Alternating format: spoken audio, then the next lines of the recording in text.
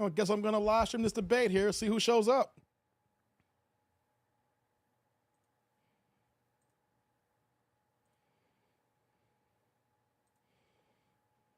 Good debate. Nice to see you. Have fun. Thank you. Welcome to you both. It's wonderful to have you. It's an honor to have you both here tonight. Good evening. We are looking forward to a spirited and thoughtful debate. So let's get started. I want to begin tonight with the issue that voters repeatedly say is their #1 issue, and that is the economy and the cost of living in this country. Vice President Harris, you and President Trump were elected 4 years ago, and your opponent on the stage here tonight often asks his supporters, are you better off than you were 4 years ago?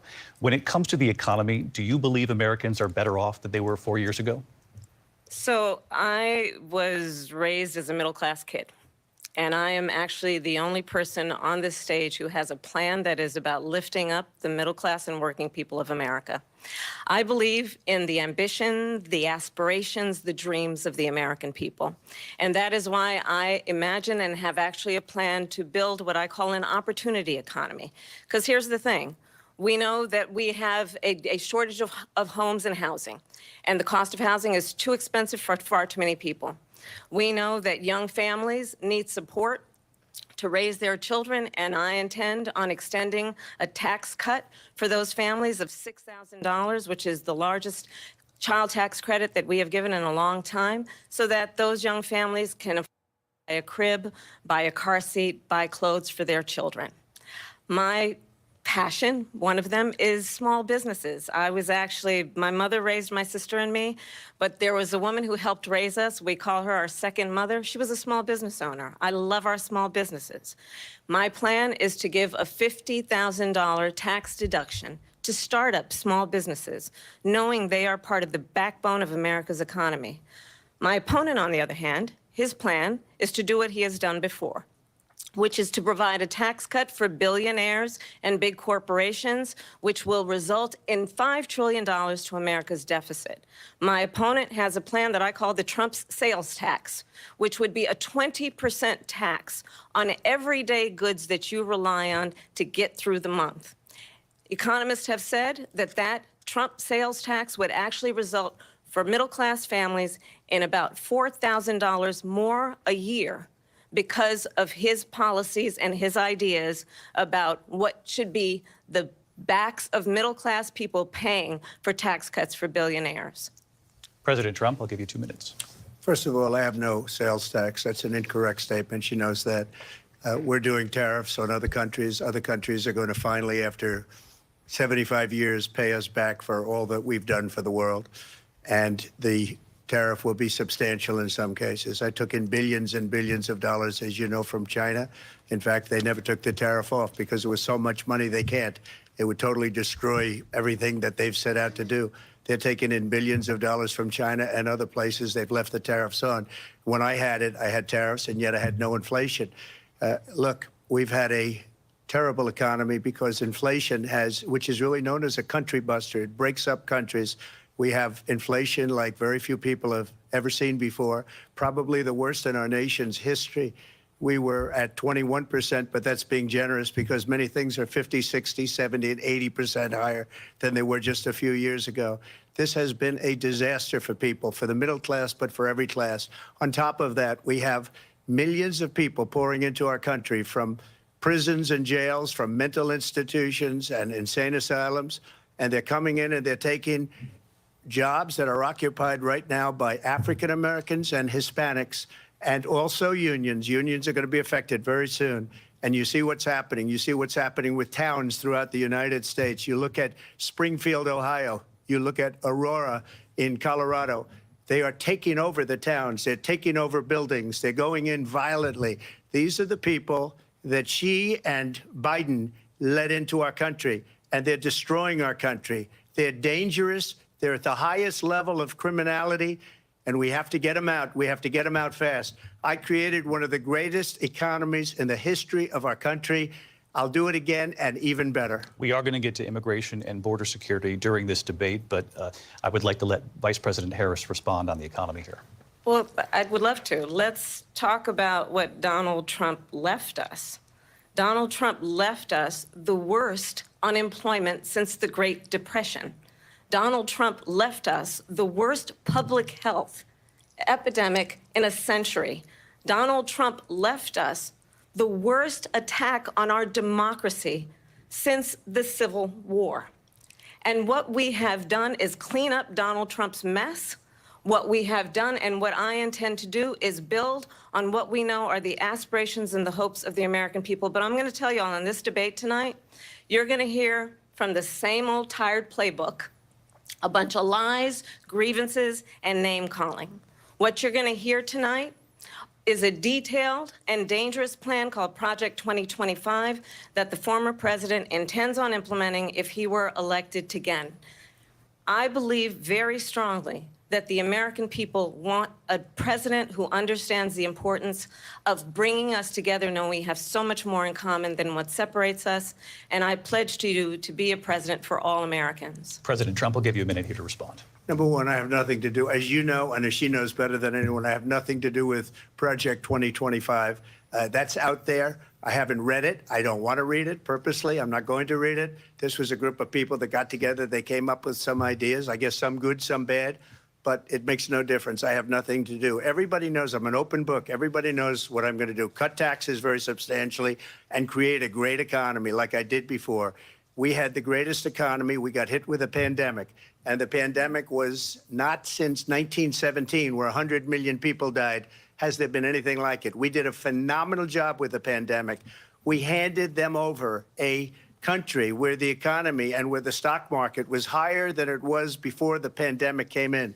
Nobody's ever seen anything like it. We made ventilators for the entire world. We got gowns, we got masks, we did things that nobody thought possible. And people give me credit for rebuilding the military. They give me credit for a lot of things, but not enough credit for the great job we did with the pandemic. But the only jobs they got were bounce back jobs. These were jobs bounce back, and it bounced back and it went to their benefit. But I was the one that created them. They know it, and so does everybody else. Vice President Harris, I'll let you respond. So Donald Trump has no plan for you. And when you look at his economic plan, it's all about tax breaks for the richest people. I am offering what I describe as an opportunity economy, and the best economists in our country, if not the world, have reviewed our relative plans for the future of America. What Goldman Sachs has said is that Donald Trump's plan would make the economy worse. Mine would strengthen the economy. What the Wharton School has said is Donald Trump's plan would actually explode the deficit. 16 Nobel laureates have described his economic plan as something that would increase inflation and by the middle of next year would invite a recession. You just have to look at where we are and where we stand on the issues. And I'd invite you to know that Donald Trump actually has no plan for you because he is more interested in defending himself than he is in looking out for you. That's just a soundbite. They gave her that to say.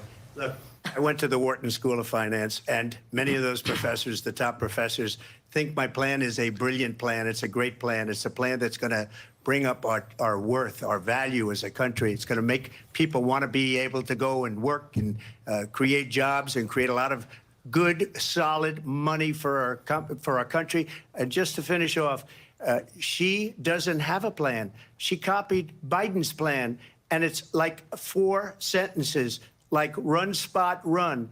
4 sentences that are just, oh, we'll try and lower taxes. She doesn't have a plan. Take a look at her plan. She doesn't have a plan.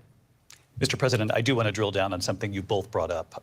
The Vice President brought up your tariffs. You responded, and let's drill down on this, because your plan is what she calls is essentially a national sales tax. Your proposal calls for tariffs, as you pointed out here, on foreign imports across the board. You recently said that you might double your plan, imposing tariffs up to 20% on goods coming into this country. As you know, many economists say that with tariffs at that level, costs are then passed on to the consumer. Vice President Harris has argued it'll mean higher prices on gas, food, clothing, medication, arguing it costs the typical family nearly $4,000 a year. Do you believe Americans can afford higher prices because of tariffs? They're not going to have higher prices. What's going to have, and who's going to have higher prices, is China and all of the countries that have been ripping us off for years. I was the only president ever China was paying us hundreds of billions of dollars, and so were other countries. And, you know, if she doesn't like them, they should have gone out and they should have immediately cut the tariffs. But those tariffs are there 3.5 years now under their administration. We are going to take in billions of dollars, hundreds of billions of dollars. I had no inflation, virtually no inflation. They had the highest inflation perhaps in the history of our country, because I've never seen a worse period of time. People can't go out and buy cereal or bacon or eggs or anything else. The people of our country are absolutely dying with what they've done. They've destroyed the economy. And all you have to do is look at a poll. The polls say 80 and 85 and even 90% that the Trump economy was great, that their economy was terrible. Vice President Harris, I do want to ask for your response, and you heard what the president said there, because the Biden administration did keep a number of the Trump tariffs in place. So how do you respond? Well, let's be clear that the Trump administration resulted in a trade deficit, one of the highest we've ever seen in the history of America. He invited trade wars. You want to talk about his deal with China? What he ended up doing is, under Donald Trump's presidency, he ended up selling American chips to China to help them improve and modernize their military, basically sold us out, when a policy about China should be in making sure the United States of America wins the competition for the 21st century, which means focusing on the details of what that requires, focusing on relationships with our allies, focusing on investing in American-based technology so that we win the race on AI, on quantum computing, focusing on what we need to do to support America's workforce so that we don't end up having on the short end of the stick in terms of workers' rights. But what Donald Trump did, let's talk about this, with COVID, is he actually thanked President Xi for what he did during COVID. Look at his tweet. Thank you, President Xi, exclamation point, when we know that Xi was responsible for lacking and not giving us transparency about the origins of COVID. President Trump, I'll let you respond. First of all, they bought their chips from Taiwan. We hardly make chips anymore because of philosophies like they have and policies like they have. I don't say her because she has no policy. Everything that she believed 3 years ago and 4 years ago is out the window. She's going to my philosophy now. In fact, I was going to send her a MAGA hat. She's gone to my philosophy. But if she ever got elected, she'd change it. And it will be the end of our country. She's a Marxist. Everybody knows she's a Marxist. Her father's a Marxist professor in economics, and he taught her well. But when you look at what she's done to our country, and when you look at these millions and millions of people that are pouring into our country monthly, where it's, I believe, 21 million people, not the 15 that people say, and I think it's a lot higher than the 21. That's bigger than New York State pouring in. And just look at what they're doing to our country. They're criminals. Many of these people coming in are criminals. And that's bad for our economy, too. You know, you mentioned before, we'll talk about immigration later. Well, bad immigration is the worst thing that can happen to our economy. They have, and she has, destroyed our country with policy that's insane. Almost policy that you'd say they have to hate our country. President Trump, thank you. Lindsay? I want to turn to the issue of abortion. President Trump, you've often touted that you were able to kill Roe v. Wade. Last year, you said that you were proud to be the most pro-life president in American history. Then last month, you said that your administration would be great for women and their reproductive rights. In your home state of Florida, you surprised many with regard to your 6-week abortion ban, because you initially had said that it was too short. And you said, quote, I'm going to be voting that we need more than 6 weeks. But then the very next day, you reversed course and said you would vote to support the 6-week ban. Vice President Harris says that women shouldn't trust you on the issue of abortion because you've changed your position so many times. Therefore, why should they trust you? Well, the reason I'm doing that vote is because the plan is, as you know, the vote is, they have abortion in the 9th month. They even have, and you can look at the governor of West Virginia, the previous governor of West Virginia, not the current governor, who's doing an excellent job, but the governor before, he said the baby will be born and we will decide what to do with the baby. In other words, we'll execute the baby. And that's why I did that, because that predominates, because they're radical. The Democrats are radical in that. And her vice presidential pick, which I think was a horrible pick, by the way, for our country, because he is really out of it. But her vice presidential pick says abortion in the 9th month is absolutely fine. He also says execution after birth. It's execution, no longer abortion, because the baby is born, is okay. And that's not okay with me, hence the vote. But what I did is something for 52 years. They've been trying to get Roe v. Wade into the states. And through the genius and heart and strength of 6 Supreme Court justices, we were able to do that. Now, I believe in the exceptions for rape, incest, and life of the mother. I believe strongly in it. Ronald Reagan did also. 85% of Republicans do. Exceptions, very important. But we were able to get it, and now states are voting on it. And for the first time, you're going to see, look, this is an issue that's torn our country apart for 52 years. Every legal scholar, every Democrat, every Republican, liberal, conservative, they all wanted this issue to be brought back to the states where the people could vote. And that's what happened. Now, Ohio, the vote was somewhat liberal. Kansas, the vote was somewhat liberal, much more liberal than people would have thought. But each individual state is voting. It's the vote of the people now. It's not tied up in the federal government. I did a great service in doing it. It took courage to do it. And the Supreme Court had great courage in doing it. And I give tremendous credit to those 6 justices. There is no state in this country where it is legal to kill a baby after it's born. Madam Vice President, I want to get your response to President Trump. Well, as I said, you're going to hear a bunch of lies, and that's not actually a surprising fact. Let's understand how we got here. Donald Trump hand-selected 3 members of the United States Supreme Court with the intention that they would undo the protections of Roe v. Wade. And they did exactly as he intended. And now in over 20 states, there are Trump abortion bans, which make it criminal for a doctor or nurse to provide health care. In one state, it provides prison for life. Trump abortion bans that make no exception even for rape and incest, which understand what that means. A survivor of a crime of violation to their body does not have the right to make a decision about what happens to their body next. That is immoral.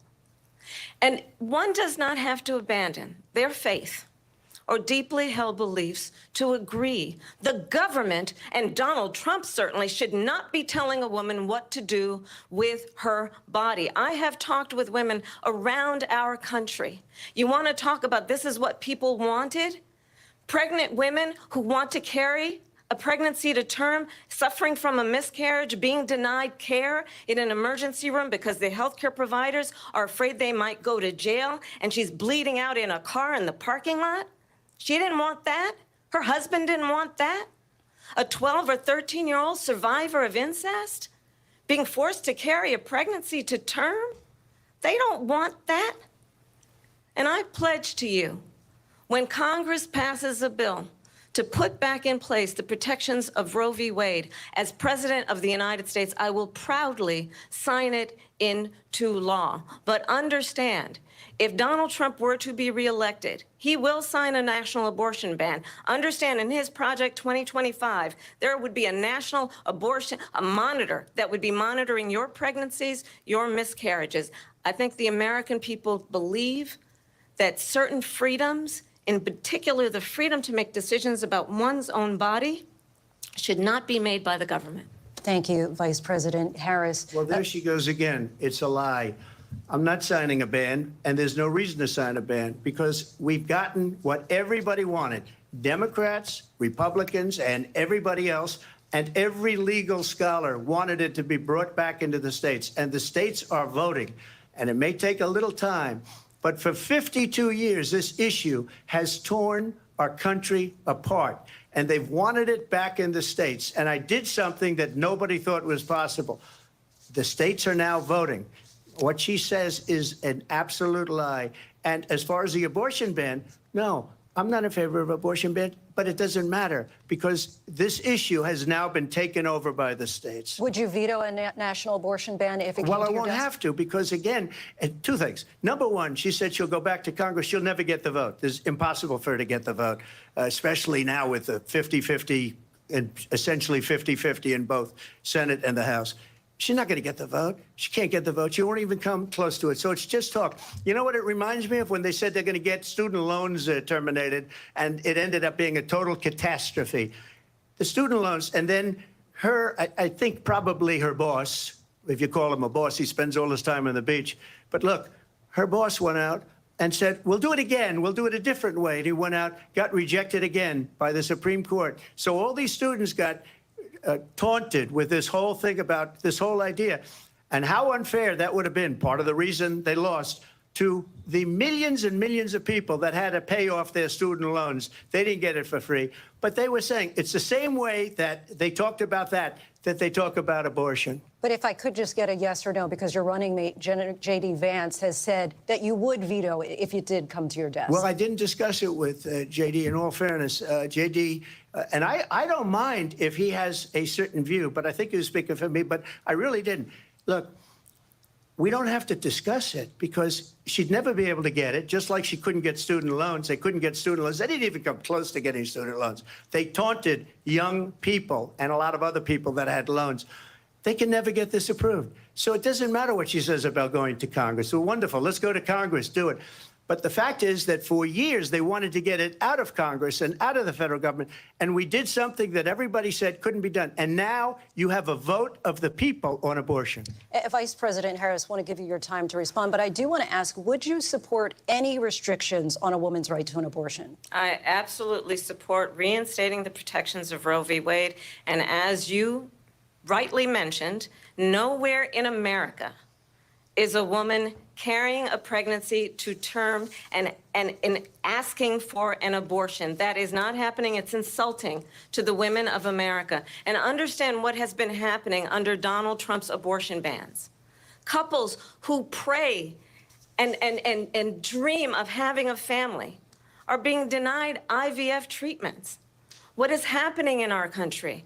Working people, working women who are working 1 or 2 jobs, who can barely afford childcare as it is, have to travel to another state to get on a plane sitting next to strangers to go and get the health care she needs.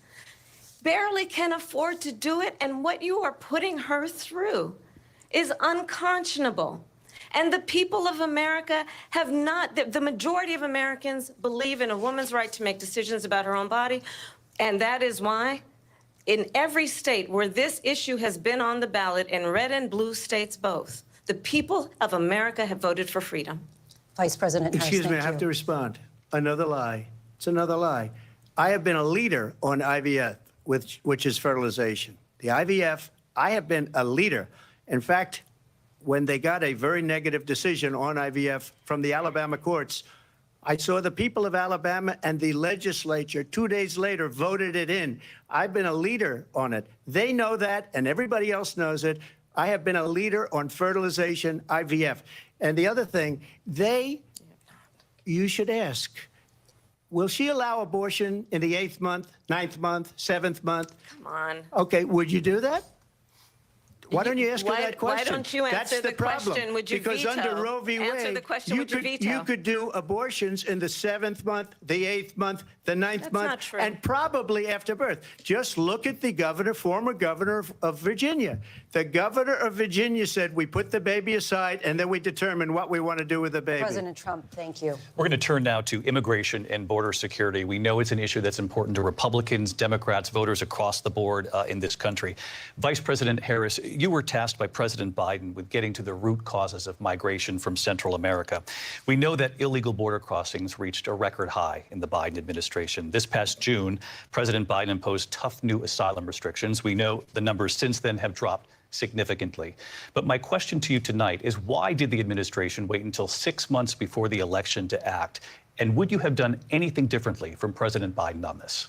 So I'm the only person on this stage who has prosecuted transnational criminal organizations for the trafficking of guns, drugs, and human beings. And let me say that the United States Congress, including some of the most conservative members of the United States Senate, came up with a border security bill which I supported. And that bill would have put 1,500 more border agents on the border to help those folks who are working there right now overtime, trying to do their job. It would have allowed us to stem the flow of fentanyl coming into the United States. I know there are so many families watching tonight who have been personally affected by the surge of fentanyl in our country. That bill would have put more resources to allow us to prosecute transnational criminal organizations for trafficking in guns, drugs, and human beings. But you know what happened to that bill? Donald Trump got on the phone, called up some folks in Congress, and said, kill the bill. And you know why? Because he'd prefer to run on a problem instead of fixing a problem. And understand, this comes at a time where the people of our country actually need a leader who engages in solutions, who actually addresses the problems at hand. But what we have in the former president is someone who would prefer to run on a problem instead of fixing a problem. And I'll tell you something, he's going to talk about immigration a lot tonight, even when it's not the subject that is being raised. And I'm going to actually do something really unusual, and I'm going to invite you to attend one of Donald Trump's rallies, because it's a really interesting thing to watch.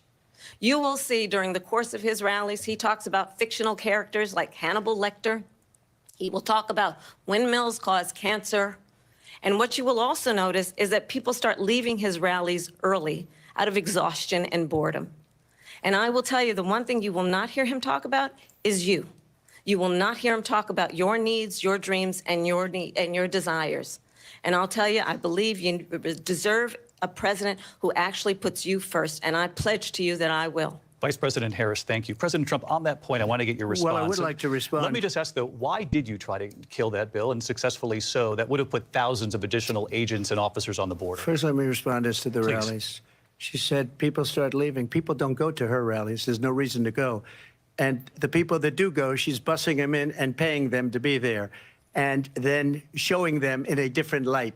So she can't talk about that. People don't leave my rallies. We have the biggest rallies, the most incredible rallies in the history of politics. That's because people want to take their country back. Our country is being lost. We're a failing nation. And it happened 3.5 years ago. And what's going on here, you're going to end up in World War III, just to go into another subject. What they have done to our country by allowing these millions and millions of people to come into our country, and look at what's happening to the towns all over the United States. And a lot of towns don't want to talk. It's not going to be Aurora or Springfield. A lot of towns don't want to talk about it because they're so embarrassed by it. In Springfield, they're eating the dogs, the people that came in. They're eating the cats. They're eating the pets of the people that live there. And this is what's happening in our country, and it's a shame. As far as rallies are concerned, as far as the reason they go is they like what I say. They want to bring our country back. They want to make America great again. It's a very simple phrase, make America great again. She's destroying this country, and if she becomes president, this country doesn't have a chance of success. Not only success, we'll end up being Venezuela on steroids. I just want to clarify here. You bring up Springfield, Ohio, and ABC News did reach out to the city manager there. He told us there have been no credible reports of specific claims of pets being harmed, injured, or abused by individuals within the immigrant community. Well, I've seen people on television. Let me just say here, this is the people on television say my dog was taken and used for food. So maybe he said that, and maybe that's a good thing to say for a city manager. I'm not taking this from television. But the people I'm on taking it from television the city saying their manager. dog was eaten by the people that went there. Again, the Springfield city manager says there's no evidence of that. Vice President find Harris, out. I'll let you respond to the rest of what you've heard. You talk about extreme. You know, this is, I think, one of the reasons why in this election, I actually have the endorsement of 200 Republicans who have formerly worked with President Bush, Mitt Romney, and John McCain, including the endorsement of former Vice President Dick Cheney and Congress member Liz Cheney. And if you want to really know the inside track on who the former president is, if he didn't make it clear already, just ask people who have worked with him. His former chief of staff, a 4-star general, has said he has contempt for the Constitution of the United States. His former national security advisor has said he is dangerous and unfit. His former Secretary of Defense has said the nation, the republic, would never survive another Trump term. And when we listen to this kind of rhetoric, when the issues that affect the American people are not being addressed, I think the choice is clear in this election. President Trump, I'll give you a quick minute to respond here. Thank you, because when I hear that, see, I'm a different kind of a person. I fired most of those people, not so graciously. They did bad things or a bad job. I fired them. They never fired one person. They didn't fire anybody having to do with Afghanistan and the Taliban and the 13 people who's were just killed, viciously and violently killed. And I got to know the parents and the family. They didn't fire. They should have fired all those generals, all those top people, because that was one of the most incompetently handled situations anybody has ever seen. So when somebody does a bad job, I fire him. And you take a guy like Esper, he was no good, I fired him, so he writes a book. Another one writes a book, because with me they can write books, with nobody else can they. But they have done such a poor job, and they never fire anybody. Look at the economy. Look at the inflation. They didn't fire any of their economists. They have the same people. That's a good way not to have books written about you. But just to finish, I got more votes than any Republican in history by far. In fact, I got more votes than any president, sitting president, in history by far. Let me continue on immigration. It was what you wanted to talk about earlier, so let's get back to your deportation proposal that the vice president has reacted to as well. President Trump, you call this the largest domestic deportation operation in the history of our country. You say you would use the National Guard. You say if things get out of control, you'd have no problem using the U.S. military. Police, yes. You also said you would use local police. How would you deport 11 million undocumented immigrants? I know you believe that number is much higher. Take us through this. What does this look like? Will authorities be going door to door in this country? Yeah, it is much higher because of them. They allowed criminals, many millions of criminals. They allowed terrorists. They allowed common street criminals. They allowed people to come in, drug dealers, to come into our country. And they're now in the United States and told by their countries like Venezuela, don't ever come back or we're going to kill you. Do you know that crime in Venezuela and crime in countries all over the world is way down? You know why? Because they've taken their criminals off the street and they've given them to her to put into our country. And this will be one of the greatest mistakes in history for them to allow. And I think they probably did it because they think they're going to get votes, but it's not worth it because they're destroying the fabric of our country by what they've done. There's never been anything done like this at all. They've destroyed the fabric of our country. Millions of people let in, and all over the world, crime is down all over the world except here. Crime here is up and through the roof. Despite their fraudulent statements that they made, crime in this country is through the roof. And we have a new form of crime. It's called migrant crime. And it's happening at levels that nobody thought possible. President Trump, as you know, the FBI says overall violent crime is actually coming down in this country. But Vice Excuse me, President the Harris, FBI they were defrauding statements. They didn't include the worst cities. They didn't include the cities with the worst crime. It was a fraud, just like their number of 818,000 jobs that they said they created turned out to be a fraud. President Trump, thank you. I'll let you respond, Vice President Harris. Well, I think this is so rich coming from someone who has been prosecuted for national security crimes, economic crimes, election interference, has been found liable for sexual assault, and his next big court appearance is in November at his own criminal sentencing. And let's be clear where each person stands on the issue of what is important about respect for the rule of law and respect for law enforcement. The former vice president called for defunding federal law enforcement, 45,000 agents, get this, on the day after he was arraigned on 34 felony counts.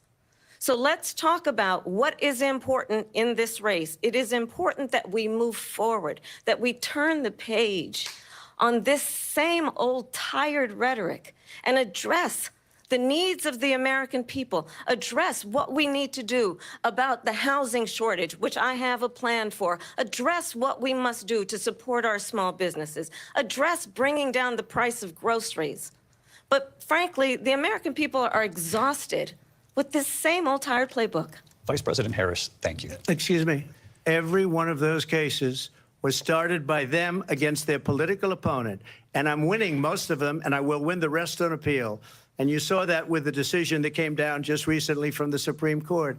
I'm winning most of them. But those are cases, it's called weaponization. Never happened in this country. They weaponized the Justice Department. Every one of those cases was involved with the DOJ, from Atlanta and Fani Willis to the Attorney General of New York and the DA in New York. Every one of those cases.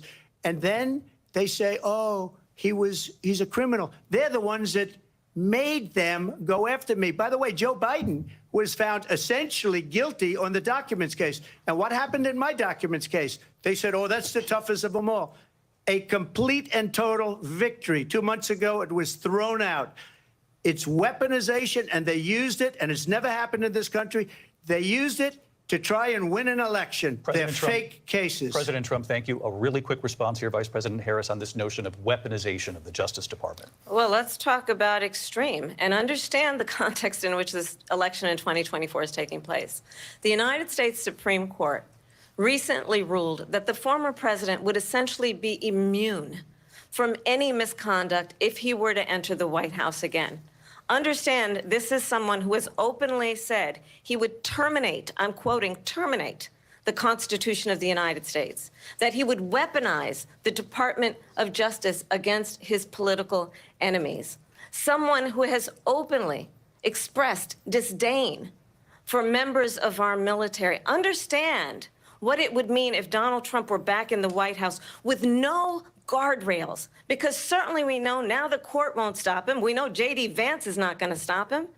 It's up to the American people Vice President to stop Harris, him. Thank you. Lindsay? Vice President Harris, in your last run for president. This is the one that weaponized, not me. She weaponized. I probably took a bullet to the head because of the things that they say about me. They talk about democracy. I'm a threat to democracy. They're the threat to democracy with a fake Russia investigation that went nowhere. We have a lot to get to. Lindsay? Vice President Harris, in your last run for president, you said you wanted to ban fracking. Now you don't. You wanted mandatory government buyback programs for assault weapons. Now your campaign says you don't. You supported decriminalizing border crossings. Now you're taking a harder line. I know you say that your values have not changed. So then why have so many of your policy positions changed? So my values have not changed, and I'm going to discuss every one of at least every point that you've made. But in particular, let's talk about fracking, because we're here in Pennsylvania. I made that very clear in 2020.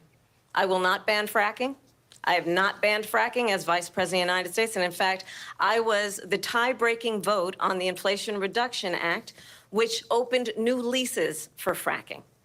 My position is that we have got to invest in diverse sources of energy so we reduce our reliance on foreign oil.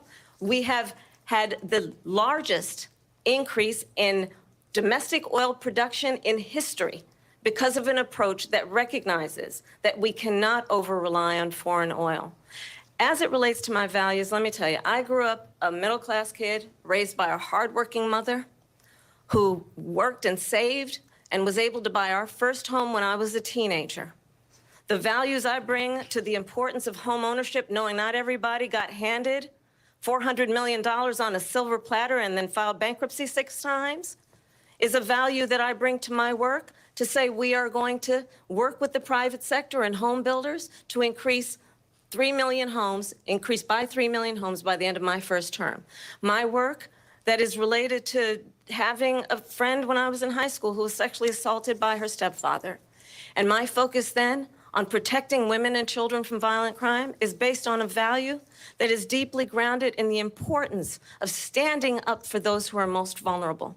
My work that is about protecting Social Security and Medicare is based on long-standing work that I have done, protecting seniors from scams.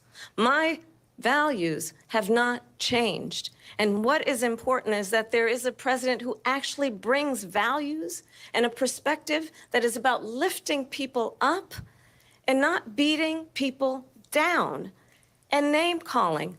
The true measure of the leader is the leader who actually understands the strength is not in beating people down, it's in lifting people up. I intend to be that president. President Trump, your Well, response? first of all, I wasn't given $400 million. I wish I was. My father was a Brooklyn builder, Brooklyn, Queens, and a great father, and I learned a lot from him. But I was given a fraction of that, a tiny fraction, and I built it into many, many billions of dollars, many, many billions. And when people see it, they are even surprised. So we don't have to talk about that. Fracking, she's been against it for 12 years. Defund the police, she's been against that forever. She gave all that stuff up very wrongly, very horribly, and everybody's laughing at it, okay? They're all laughing at it. She gave up at least 12 and probably 14 or 15 different policies. Like, she was big on defund the police. In Minnesota, she went out, wait a minute, I'm talking now, if you don't mind, please. Does that sound familiar? She went out in Minnesota and wanted to let criminals that killed people, that burned down Minneapolis, she went out and raised money to get them out of jail. She did things that nobody would ever think of. Now she wants to do transgender operations on illegal aliens that are in prison. This is a radical left liberal that would do this. She wants to confiscate your guns, and she will never allow fracking in Pennsylvania. If she won the election, fracking in Pennsylvania will end on day one. Just to finish, one thing so important in my opinion. So I got the oil business going like nobody has ever done before. When they took over, they got rid of it, started getting rid of it, and the prices were going up the roof. They immediately let these guys go to where they were.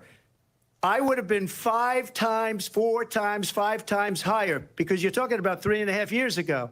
They got it up to where I was because they had no choice, because the prices of energy were quadrupling and doubling. You saw what happened to gasoline. So they said, let's go back to Trump.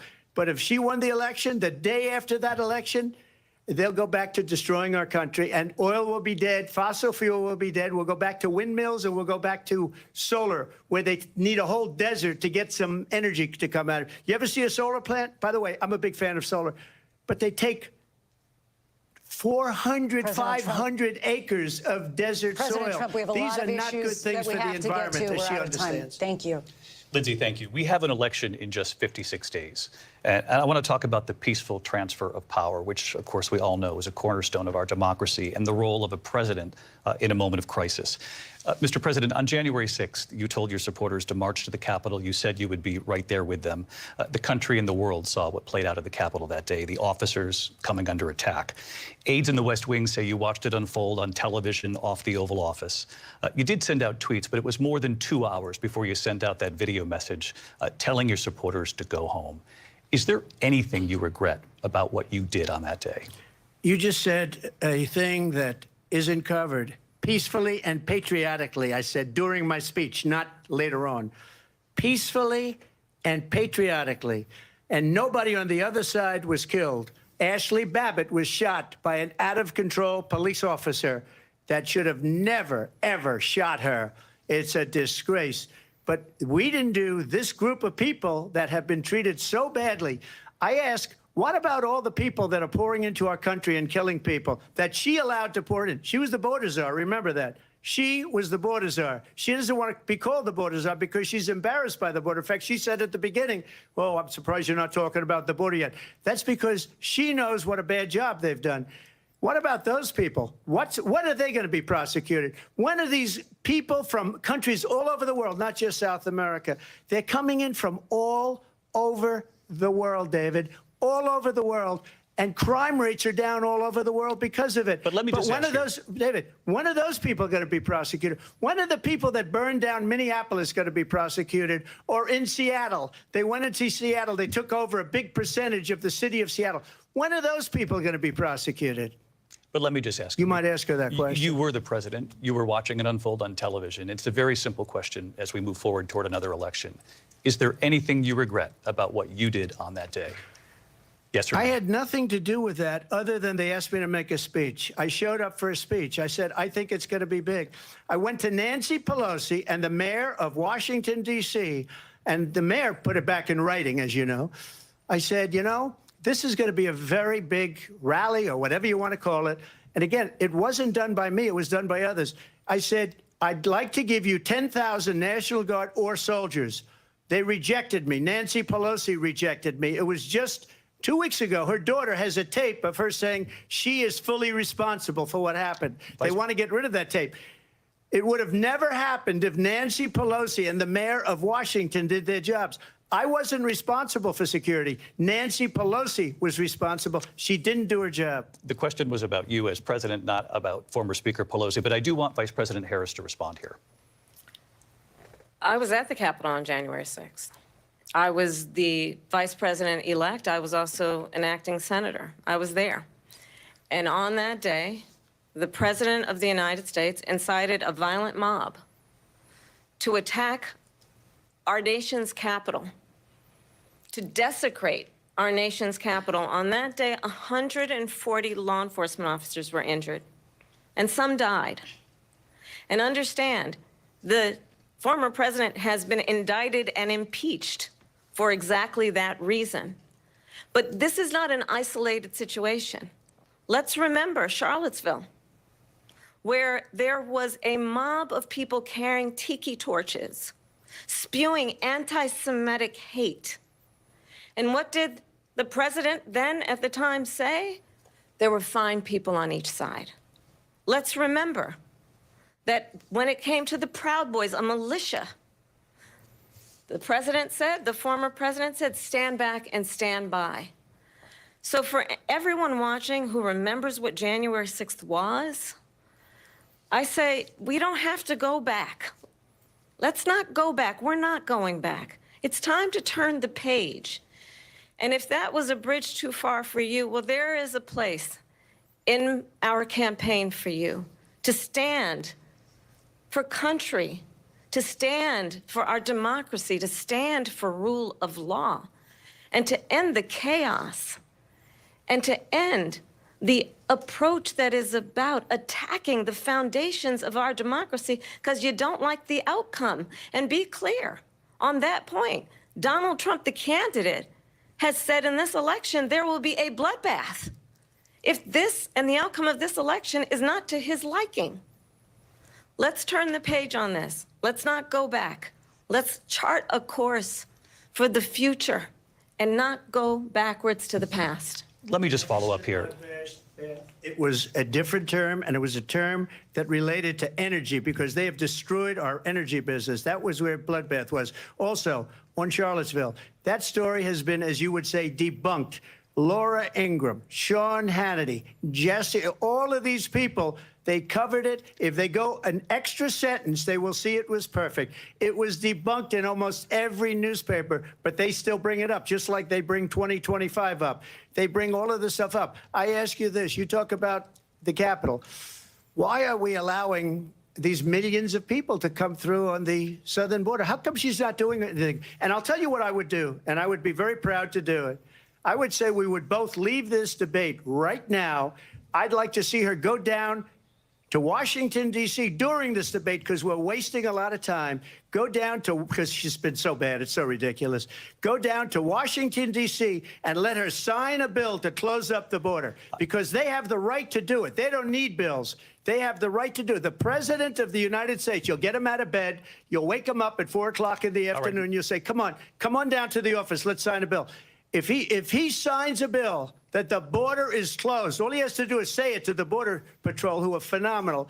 If they do that, the border is closed. Mr. Those President, people are killing many people, unlike J6. We talked immigration here tonight. I do want to focus on this next issue to both of you because it really brings us this into focus, truth in these times that we're living in.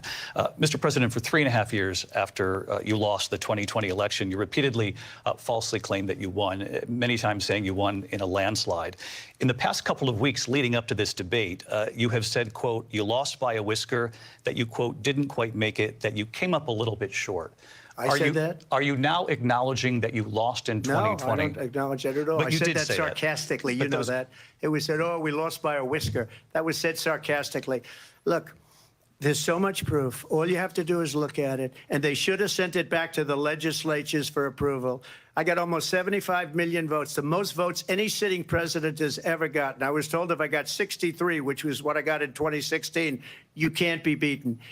The election, people should never be thinking about an election as fraudulent. We need two things. We need walls. we need, and we have to have it, we have to have borders and we have to have good elections. Our elections are bad. And a lot of these illegal immigrants coming in, they're trying to get them to vote. They can't even speak English. They don't even know what country they're in practically. And these people are trying to get them to vote. And that's why they're allowing them to come into our country. I did watch all of these pieces of video. I didn't detect the sarcasm, lost by a whisker. We didn't quite make it. And we should just point out here as clarification, and you know this, you and your allies, 60 cases in front of many judges, many of them no Republican. Judge looked at it. And said they there was said no we didn't have widespread fraud. standing. That's the other thing. They said we didn't have standing, a technicality. Can you imagine a system where a person in an election doesn't have standing? The president of the United States doesn't have standing. That's how we lost. If you look at the facts, and I'd love to have you'll do a special on it. I'll show you Georgia, and I'll show you Wisconsin, and I'll show you Pennsylvania, and I'll show you. We have so many facts and statistics, but you know what? That doesn't matter, because we have to solve the problem that we have right now. That's old news. And the problem that we have right now is we have a nation in decline, and they have put it into decline. We have a nation that is dying, David. Mr. President, thank you. Vice President Harris, you heard the president there tonight. He said he didn't say that he lost by a whisker. So he still believes he did not lose the election that was won by President Biden and yourself. But I do want to ask you about something that's come up in the last couple of days. This was a post from President Trump about this upcoming election just weeks away. He said, when I win, those people who cheated, and then he lists donors, voters, election officials, he says will be prosecuted to the fullest extent of the law, which will include long-term prison sentences. One of your campaign's top lawyers responded saying, we won't let Donald Trump intimidate us. We won't let him suppress the vote. Is that what you believe he's trying to do here? Donald Trump was fired by 81 million people. So let's be clear about that. And clearly he is having a very difficult time processing that. But we cannot afford to have a president of the United States who attempts, as he did in the past, to upend the will of the voters in a free and fair election. And I'm going to tell you that I have traveled the world as Vice President of the United States, and world leaders are laughing at Donald Trump. I have talked with military leaders, some of whom worked with you, and they say you're a disgrace.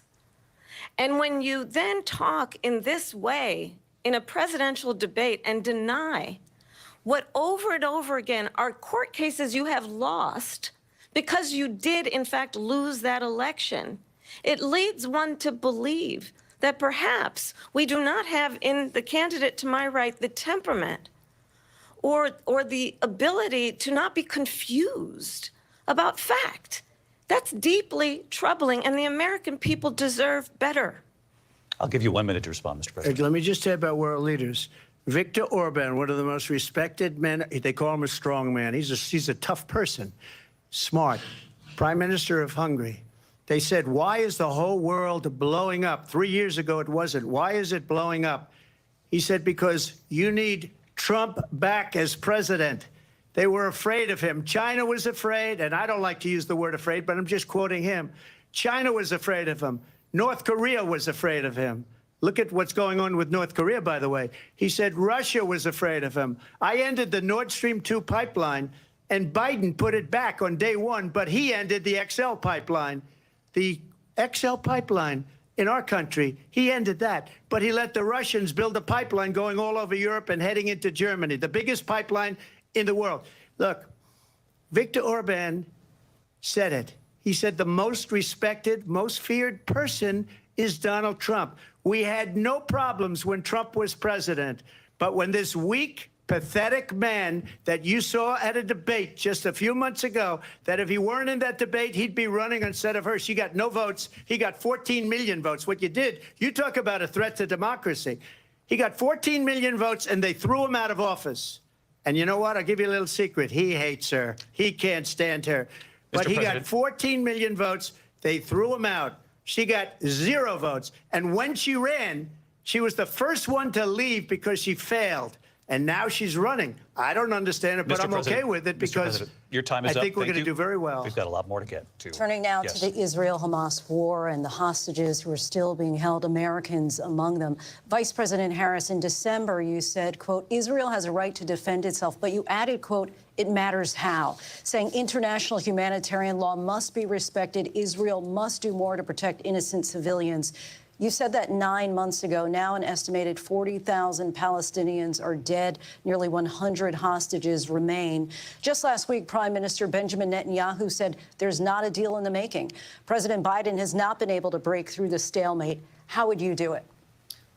Well, let's understand how we got here. On October 7, Hamas, a terrorist organization, slaughtered 1,200 Israelis. Many of them young people who were simply attending a concert. Women were horribly raped.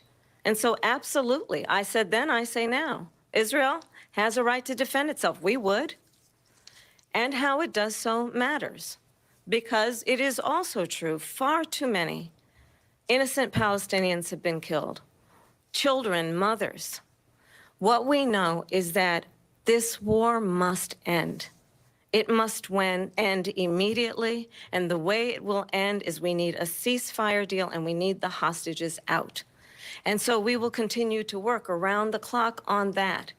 Work around the clock, also understanding that we must chart a course for a two-state solution. And in that solution, there must be security for the Israeli people and Israel, and in equal measure for the Palestinians. But the one thing I will assure you always, I will always give Israel the ability to defend itself, in particular as it relates to Iran and any threat that Iran and its proxies pose to Israel. But we must have a two-state solution where we can rebuild Gaza, where the Palestinians have security, self-determination, and the dignity they so rightly deserve. President Trump, how would you negotiate with Netanyahu and also Hamas in order to get the hostages out and prevent the killing of more innocent civilians in Gaza? If I were president, it would have never started. If I were president, Russia would have never, ever, I know Putin very well, he would have never, and there was no threat of it either, by the way, for 4 years, have gone into Ukraine and killed millions of people when you add it up, far worse than people understand what's going on over there.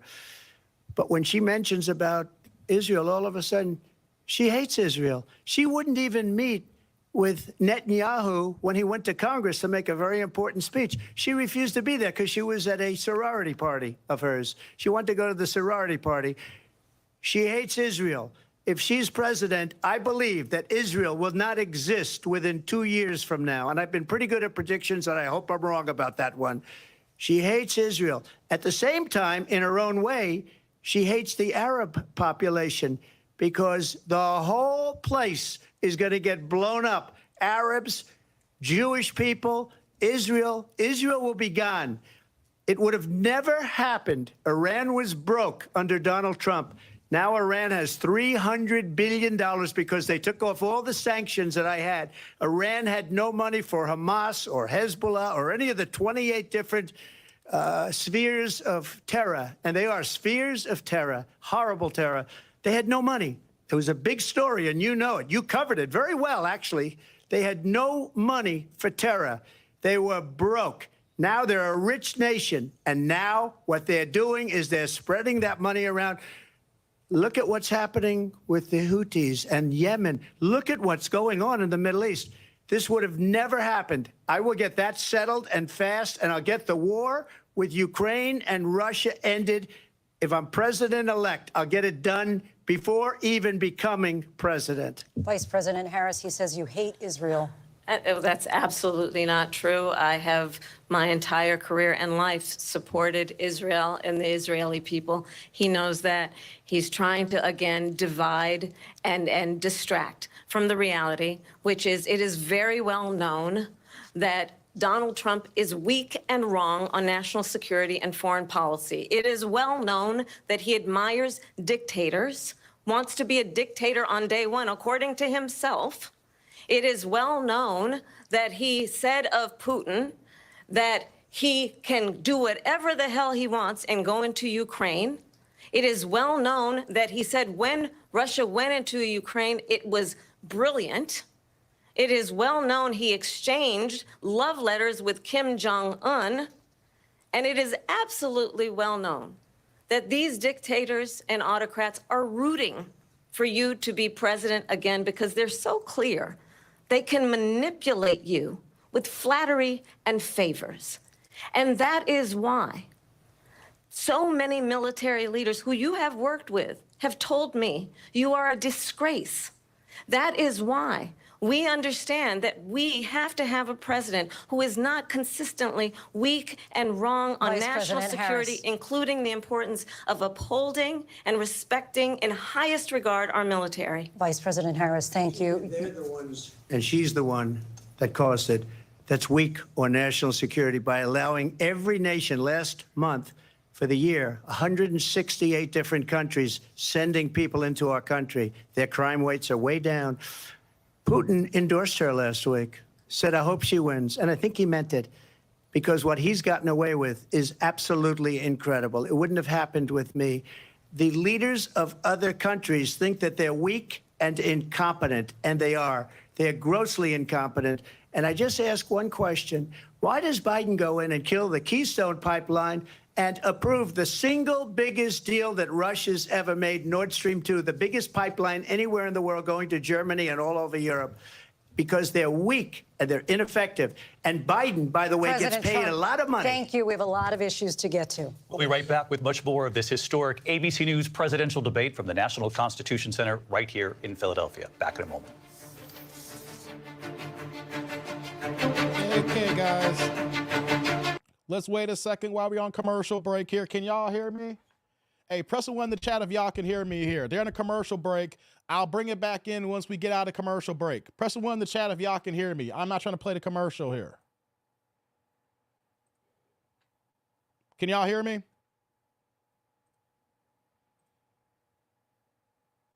All right, we got some ones here. All right. Order of business here.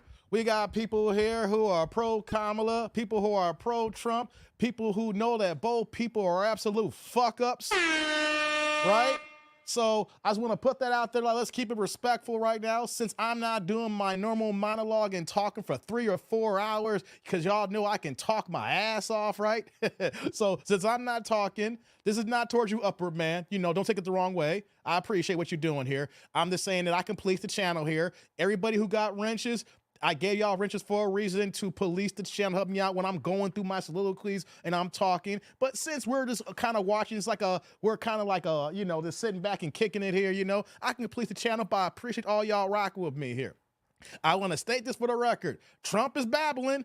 Kamala's babbling too, guys. So for all the back and forth here, but for me, I'm letting y'all know one thing. I've been speaking heavily about Kamala the last 3 live streams. And my issues that I've been talking about is the things that she's been lying about, clear cut here. It is her job to sell us, because she's the one claiming black when she's not fucking black, people. For anybody who know, I'm a black man. This is the Black Channel, and I am FBA. I consider myself a foundational black American. So that means that there are certain points that's going to hit me harder than other points. And the biggest issue for me is the migrant issue. The biggest issue for me is the border issue. The biggest issue for me is the taxes and capital gains issue. My biggest issue also is her being the goddamn border czar. So I want to hear her debunk the things that we've heard from past, because I want y'all to know that I can pull the videos up right now, because the fact that she lied on fracking, guys, I don't want to hear nothing about that. That was a clear-cut, bold-faced motherfucking lie. I got the views from 2019 and 2018, 2017 that she was against fracking. When she became the nominee, she's now for fracking. That was a clear-cut lie that she could have easily said,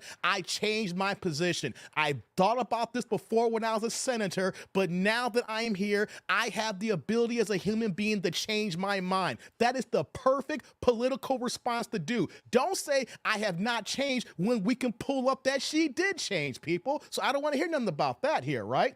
Hold on, let me go check to make sure. Okay, we're still on a commercial break.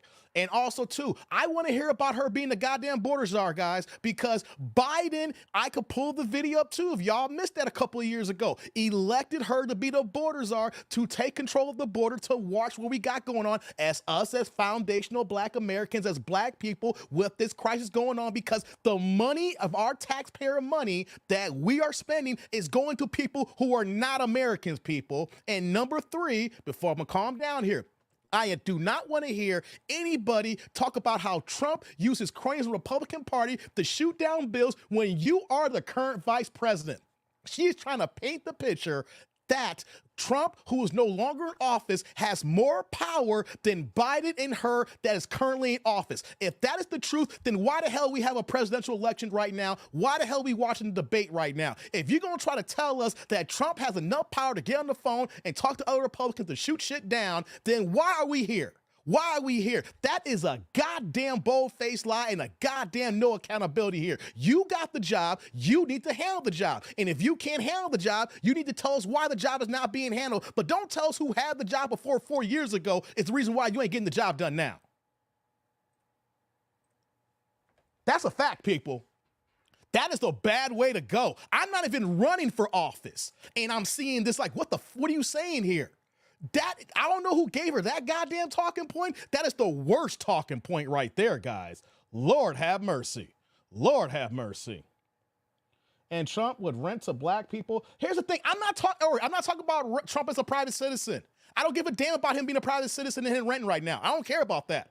I'm a 44-year-old middle-aged man, and what I want to hear is about the goddamn taxes right now, the goddamn capital gains that is going to affect my real estate portfolio, and also the border migrant issue. Oh, I almost forgot, too, the reparations bill that Upward Man had brought up in the chat here as well. The Democrats have killed the reparations bill in the process of giving money to migrants to fund for housing, credit cards, and tax credits for future housing purposes. Now, right there, I need to hear more about that. Okay? We're back. Let me bring it back up.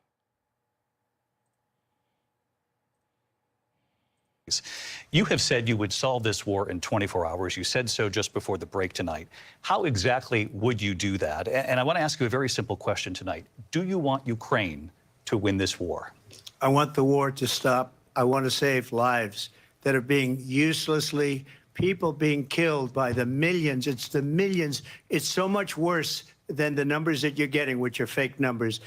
Look, we're in for 250 billion or more, because they don't ask Europe, which is a much bigger beneficiary to getting this thing done than we are. They're in for $150 billion less because Biden and you don't have the courage to ask Europe like I did with NATO. They paid billions and billions, hundreds of billions of dollars when I said, either you pay up or we're not going to protect you anymore. So that's maybe one of the reasons they don't like me as much as they like weak people. But you take a look at what's happening. We're in for 250 to 275 billion. They're into 100 to 150. They should be forced to equalize. With that being said, I want to get the war settled. I know Zelensky very well, and I know Putin very well. I have a good relationship, and they respect your president, okay? They respect me. They don't respect Biden. How would you respect him? Why? For what reason? He hasn't even made a phone call in 2 years to Putin, hasn't spoken to anybody. They don't even try and get it. That is a war that's dying to be settled. I will get it settled before I even become president. If I win, when I'm president-elect, and what I'll do is I'll speak to one, I'll speak to the other, I'll get them together. That war would have never happened. And in fact, when I saw Putin after I left, unfortunately left because our country has gone to hell. But after I left, when I saw him building up soldiers, he did it after I left, I said, oh, he must be negotiating. It must be a good, strong point of negotiation. Well, it wasn't, because Biden had no idea how to talk to him. He had no idea how to stop it. And now you have millions of people dead, and it's only getting worse, and it could lead to World War III. Don't kid yourself, David. We're playing with World War III, and we have a president that we don't even know if he's... Where is our president? We don't even know if he's a president. And just to clarify they here... They threw him out of a campaign like a dog. We don't even know. Is he our president? But we have a president, Mr. President, that doesn't know he's alive. Your time is up. Just to clarify in the question, that is do you believe it's in the U.S. best interests for Ukraine to win this war, yes or no? I think it's the U.S. best interest to get this war finished and just get it done. All right. Negotiate a deal, because we have to stop all of these human lives from being destroyed. I want to take this to Vice President Harris. I want to get your thoughts on support for Ukraine in this moment, but also as Commander-in-Chief, if elected, How would you deal with Vladimir Putin, and would it be any different from what we're seeing from President Biden? Well, first of all, it's important to remind the former president you're not running against Joe Biden, you're running against me. I believe the reason that Donald Trump says that this war would be over within 24 hours is because he would just give it up. And that's not who we are as Americans. Let's understand what happened here. I actually met with Zelensky a few days before Russia invaded, tried through force to change territorial boundaries, to defy one of the most important international rules and norms, which is the importance of sovereignty and territorial integrity. And I met with President Zelensky. I shared with him American intelligence about how he could defend himself. Days later, I went to NATO's eastern flank, to Poland and Romania. And through the work that I and others did, we brought 50 countries together to support Ukraine in its righteous defense. And because of our support, because of the air defense, the ammunition, the artillery, the javelins, the Abrams tanks that we have provided, Ukraine stands as an independent and free country. If Donald Trump were president, Putin would be sitting in Kyiv right now. And understand what that would mean, because Putin's agenda is not just about Ukraine. Understand why the European allies and our NATO allies are so thankful that you are no longer president, and that we understand the importance of the greatest military alliance the world has ever known, which is NATO, and what we have done to preserve the ability of Zelensky and the Ukrainians to fight for their independence. Otherwise, Putin would be sitting in Kyiv with his eyes on the rest of Europe, starting with Poland. And why don't you tell the 800,000 Polish Americans right here in Pennsylvania how quickly you would give up for the sake of favor and what you think is a friendship with what is known to be a dictator who would eat you for lunch. Vice President Harris, thank you. We've heard from both of you on Ukraine tonight. Afghanistan came up in the last hour. I wanted her to respond to something you said earlier, and please, I'll give you a minute here. Putin would be sitting in Moscow, and he wouldn't have lost 300,000 men and women, but he would have been sitting in Moscow. Quiet, please. He would have been sitting in Moscow much happier than he is right now. But eventually, you know, he's got a thing that other people don't have. He's got nuclear weapons. They don't ever talk about that. He's got nuclear weapons. Nobody ever thinks about that. And eventually, maybe he'll use them, and maybe he hasn't been that threatening, but he does have that. Something we don't even like to talk about. Nobody likes to talk about it. But just so you understand, they sent her to negotiate peace before this war started. 3 days later, he went in and he started the war because everything they said was weak and stupid. They said the wrong things. That war should have never started. She was the emissary. They sent her in to negotiate with Zelensky and Putin, and she did. And the war started 3 days later. And that's the kind of talent we have with her. She's worse than Biden. In my opinion, I think he's the worst president in the history of our country. She goes down as the worst vice president in the history of our country. But let me tell you something. She is a horrible negotiator. They sent her in to negotiate. As soon as they left, Putin did the invasion. President Trump, thank you. You did bring up something. You said she went to negotiate with Vladimir Putin. Vice President Harris, have you ever met Vladimir Putin? Can you clarify tonight? Yet again, I said it at the beginning of this debate, you're going to hear a bunch of lies coming from this fellow. And that is another one. When I went to meet with President Zelensky, I've now met with him over 5 times. The reality is it has been about standing as America always should, as a leader upholding international rules and norms, as a leader who shows strength, understanding that the alliances we have around the world are dependent on our ability to look out for our friends and not favor our enemies because you adore strongmen instead of caring about democracy. And that is very much what is at stake here. The President of the United States is commander-in-chief. And the American people have a right to rely on a president who understands the significance of America's role and responsibility in terms of ensuring that there is stability and ensuring we stand up for our principles and not sell them for the benefit of personal flattery. We've talked about Ukraine and Vladimir Putin. I do want to talk about Afghanistan. It came up in the first hour of this debate. I want to move on to Afghanistan. Stoltenberg said Trump did the most amazing thing I've ever seen. He got these countries, the 28 countries at the time, to pay up. He said, I've never seen. He's the head of NATO. He said, I've never seen. For years, we were paying almost all of NATO. We were being ripped off by European nations, both on trade and on NATO. I got them to pay up by saying one of the statements you made before, if you don't pay, we're not going to protect you. President Otherwise, Trump. we would have never gotten it. He said it was one of the most incredible jobs that he's ever seen done. Thank you. I want to turn to Afghanistan. It came up in the first hour of the debate, and we witnessed a poignant moment today on Capitol Hill, honoring the soldiers who died in the chaotic withdrawal from Afghanistan. I do want to ask the Vice President, do you believe you bear any responsibility in the way that withdrawal played out? Well, I will tell you, I agreed with President Biden's decision to pull out of Afghanistan. 4 presidents said they would, and Joe Biden did. And as a result, America's taxpayers are not paying the $300 million a day we were paying for that endless war.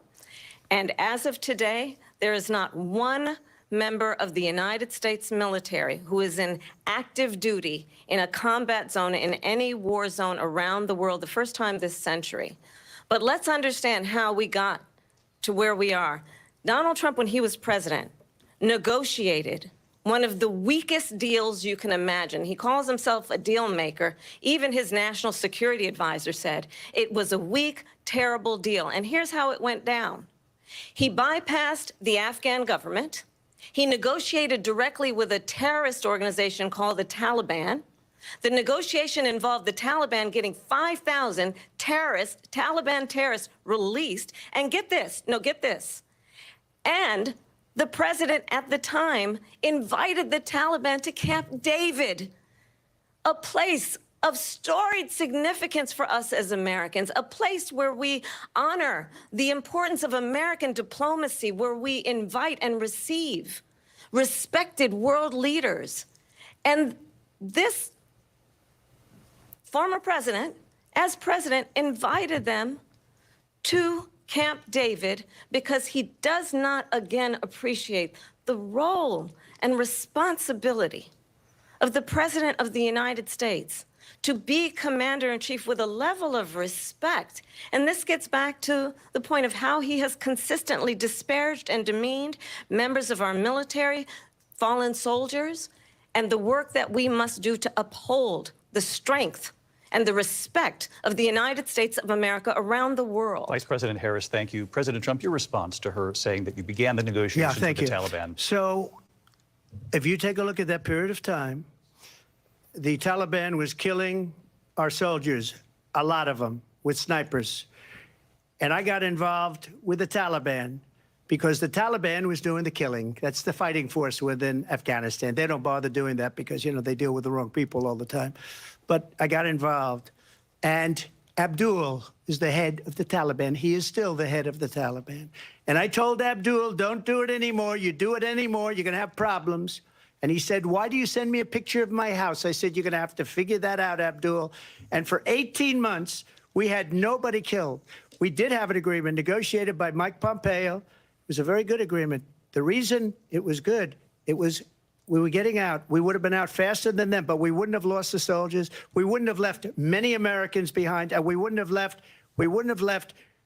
$85 billion worth of brand new, beautiful military equipment behind. And just to finish, they blew it.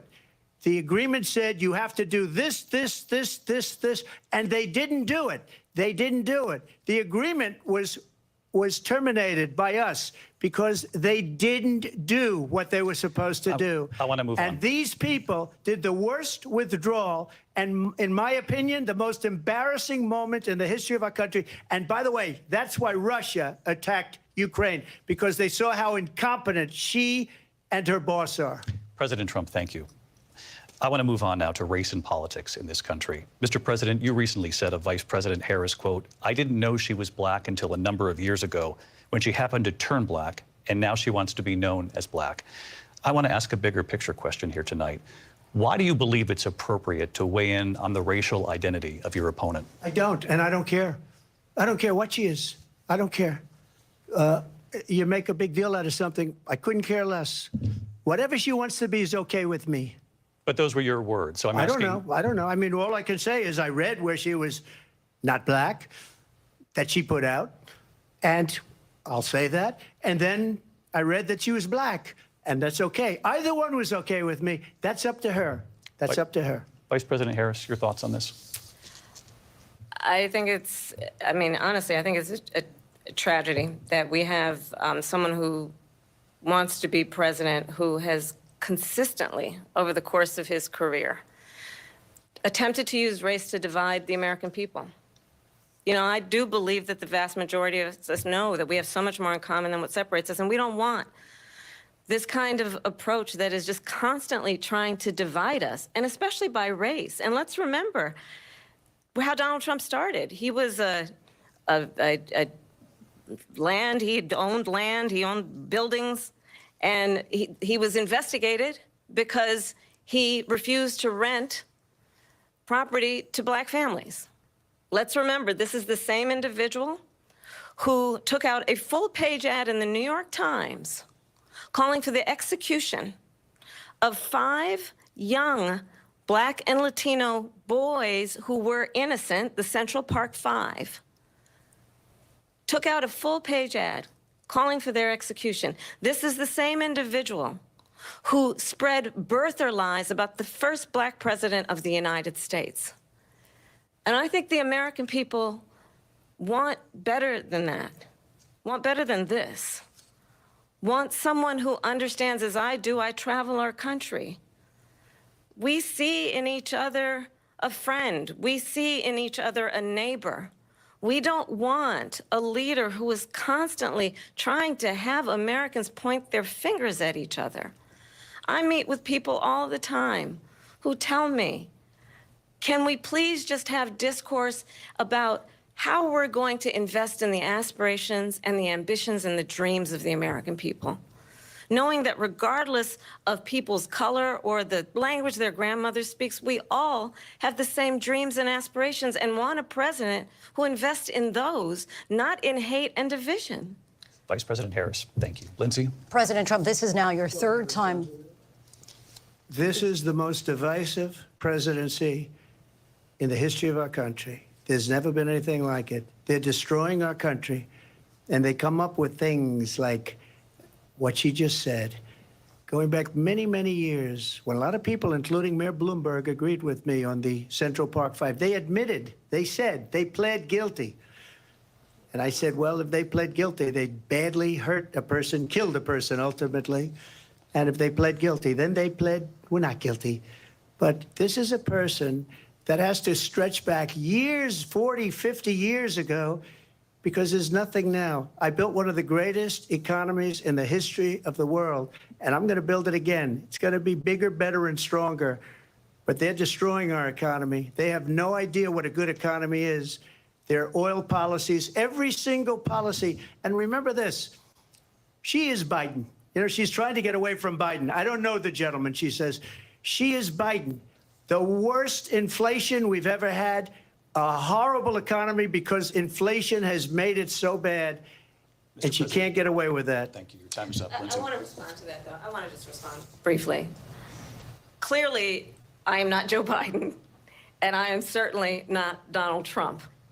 And what I do offer is a new generation of leadership for our country, one who believes in what is possible, one who brings a sense of optimism about what we can do instead of always disparaging the American people. I believe in what we can do to strengthen our small businesses, which is why I have a plan. Let's talk about our plans and let's compare the plans. I have a plan to give startup businesses $50,000 tax deduction, to pursue their ambitions, their innovation, their ideas, their hard work. I have a plan, $6,000 for young families for the first year of your child's life to help you in that most critical stage of your child's development. I have a plan that is about allowing people to be able to pursue what has been fleeting in terms of the American dream by offering a help with down payment of $25,000 down payment assistance for first-time home buyers. That's the kind of conversation, I believe, David, that people really want tonight, as opposed to a conversation that is constantly about belittling and name-calling. Let's turn the page Vice President and move Harris, forward. thank you. Let's turn to policy. President Let's Trump, turn back we to have policy. to move on. President Trump. Let's turn to policy, She has please. a plan to defund the police. She has a plan to confiscate everybody's gun. President Trump, she we has do a have to plan move to on to not other allow issues. fracking in Pennsylvania or anywhere else. Okay. Thank you, That's Mr. what her President. plan is until just recently. I just need Lindsay, to go ahead. respond President because Trump, the President former Trump. president has said No, I'm something sorry. twice that I need to No, respond to. I'm sorry. We're going to move on, Vice President Harris. To what he has President said Trump, this multiple is now times. your Yes. third time running for president. You have long vowed to repeal and replace the Affordable Care Act, also known as Obamacare. You have failed to accomplish that. You now say you're going to keep Obamacare, quote, unless we can do something much better. Correct. Last month, you said, quote, we're working on it. So tonight, 9 years after you first started running, do you have a plan, and can you tell us what it is? Obamacare was lousy health care, always was. It's not very good today. And what I said, that if we come up with something, and we are working on things, we're going to do it and we're going to replace it. But remember this, I inherited Obamacare because Democrats wouldn't change it. They wouldn't vote for it. They were unanimous. They wouldn't vote to change it. If they would have done that, we would have had a much better plan than Obamacare. But the Democrats came up. They wouldn't vote for it. I had a choice to make when I was president. Do I save it and make it as good as it can be, never going to be great, or do I let it rot? And I felt I had an obligation, even though politically it would have been good to just let it rot and let it go away. I decided, and I told my people, the top people, and they're very good people. I have a lot of good people in that administration. We read about the bad ones. We had some real bad ones, too, and so do they. They have really bad ones. The difference is they don't get rid of them. But let me just explain. I had a choice to make. Do I save it and make it as good as it can be, or do I let it rot? And I saved it. I did the right thing. But it's still never going to be great, and it's too expensive for people. And what we will do is we're looking at different plans. If we can come up with a plan that's going to cost our people, our population, less money and be better health care than Obamacare, then I would absolutely do it. But until then, I'd run it as good as it can be run. So just a yes or no, you still do not have a plan? I have concepts of a plan. I'm not president right now. But if we come up with something, I would only change it if we come up with something that's better and less expensive. And there are concepts and options we have to do that. And you'll be hearing about it in the not too distant future. Vice President Harris, in 2017, you supported Bernie Sanders' proposal to do away with private insurance and create a government-run healthcare system. 2 years later, you proposed a plan that included a private insurance option. What is your plan today? Well, first of all, I absolutely support, and over the last 4 years as vice president, private health care options. But what we need to do is maintain and grow the Affordable Care Act. But I'll get to that, Lindsay. I just need to respond to a previous point that the former president has made. I've made very clear my position on fracking. And then this business about taking everyone's guns away. Tim Walz and I are both gun owners. We're not taking anybody's guns away. So stop with the continuous lying about this stuff. As it relates to the Affordable Care Act, understand, just look at the history to know where people stand. When Donald Trump was president, 60 times he tried to get rid of the Affordable Care Act. 60 times. I was a senator at the time when I will never forget the early morning hours when it was up for a vote in the United States Senate. And the late, great John McCain, who you have disparaged as being, you don't like him, you said, at the time because he got caught. He was an American hero. The late, great John McCain, I will never forget that night, walked onto the Senate floor and said, no, you don't. No, you don't. No, you don't get rid of the Affordable Care Act. You have no plan. And what the Affordable Care Act has done is eliminate the ability of insurance companies to deny people with pre-existing conditions. I don't have to tell the people watching tonight, you remember what that was like? Remember when an insurance company could deny if a child had asthma, if someone was a breast cancer survivor, if a grandparent had diabetes? And thankfully, as I've been vice president, and we, over the last 4 years, have strengthened the Affordable Care Act, we have allowed for the first time Medicare to negotiate drug prices on behalf of you, the American people. Donald Trump said he was going to allow Medicare to negotiate drug prices. He never did. We did. And now we have capped the cost of insulin at $35 a month. Since I've been vice president, we have capped the cost of prescription medication for seniors at $2,000 a year. And when I am president, we will do that for all people, understanding that the value I bring to this is that access to health care should be a right and not just a privilege of those who can afford it. And the plan has to be to strengthen the Affordable Care Act, not get rid of it, Vice pass as President prologue Harris, thank in terms you. of where Donald Trump stands on that. I want to move to an issue that's important for a lot She made of... a mistake. Number one, John McCain fought Obamacare for 10 years. But it wasn't only him. It were all of the Democrats that kept it going. And you know what? We can do much better than Obamacare, much less money. But she won't improve private insurance for people, private medical insurance. That's another thing she doesn't want to get. President People Trump. are paying privately for insurance that have worked hard and made money, and they want to have private. She wants everybody to be on government insurance where you wait 6 months for an operation that you need immediately. President Trump, thank you. We have another issue that we'd like to get to that's important for a number of Americans, in particular younger voters, and that's climate change. President Trump, with regard to the environment, you say that we have to have clean air and clean water. Vice President Harris, you call climate change an existential threat. The question to you both tonight is, what would you do to fight climate change? And Vice President Harris, we'll start with you. 1 minute for you each. Well, the former president had said that climate change is a hoax. And what we know is that it is very real. You ask anyone who lives in a state who has experienced these extreme weather occurrences, who now is either being denied home insurance or it's being jacked up. You ask anybody who has been the victim of what that means in terms of losing their home, having nowhere to go. We know that we can actually deal with this issue. The young people of America care deeply about this issue. And I am proud that as vice president over the last 4 years, we have invested $1 trillion in a clean energy economy, while we have also increased domestic gas production to historic levels. We have created over 800,000 new manufacturing jobs while I have been vice president. We have invested in clean energy to the point that we are opening up factories around the world. Donald Trump said he was going to create manufacturing jobs. He lost manufacturing jobs. And I'm also proud to have the endorsement of the United Auto Workers and Sean Fain, who also know that part of building a clean energy economy includes investing in American-made products, American automobiles. It includes growing what we can do around American manufacturing and opening up auto plants, not closing them like happened under Donald Trump. Vice President Harris, thank you. That didn't happen under Donald Trump. Let me just tell you, they lost 10,000 manufacturing jobs this last month. It's going, they're all leaving.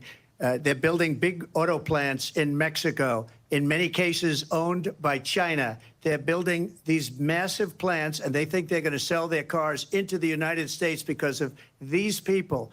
What they have given to China is unbelievable. But we're not going to let that. We'll put tariffs on those cars so they can't come into our country, because they will kill the United Auto Workers and any auto worker, whether it's in Detroit or South Carolina or any other place. What they've done to business and manufacturing in this country is horrible. We have nothing because they refuse. You know, Biden doesn't go after people because supposedly China paid him millions of dollars. He's afraid to do it. Between him and his son, they get all this money from Ukraine. They get all this money from all of these different countries. And then you wonder, why is he so loyal to this one, that one, Ukraine, China? Why is he? Why did he get $3.5 million from the mayor of Moscow's wife? Why did she pay him $3.5 million? This is a crooked administration, and they're selling our country down the tubes. President Trump, thank you. Thank you. We'll be right back with closing statements from both of our candidates. An historic night, this ABC News presidential debate from Philadelphia. Back in a moment.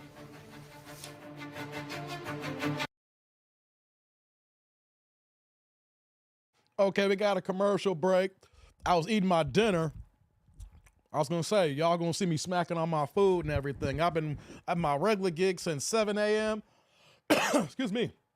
And then after I got done working, I immediately took 15 minutes and came and started the first live stream that y'all saw for the 3+ hours. And I literally was going to eat dinner, but then I changed my mind when I got done 10 minutes before the debate started. I was like, I went ahead and did all the back end producer stuff for YouTube and everything, and came right on time for the live stream to start. So y'all gonna see me eat my damn food when they come back here, guys.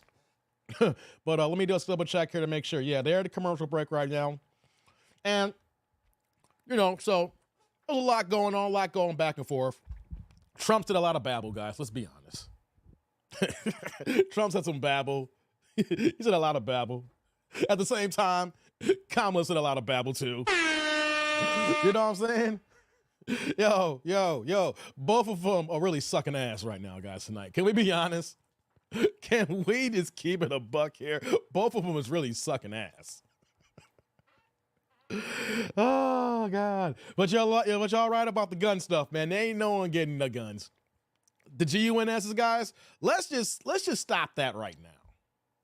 Let's just end that debate right now. It's a funny talking point. But no one ain't taking no one's GUNSs. That ain't happening. It ain't happening.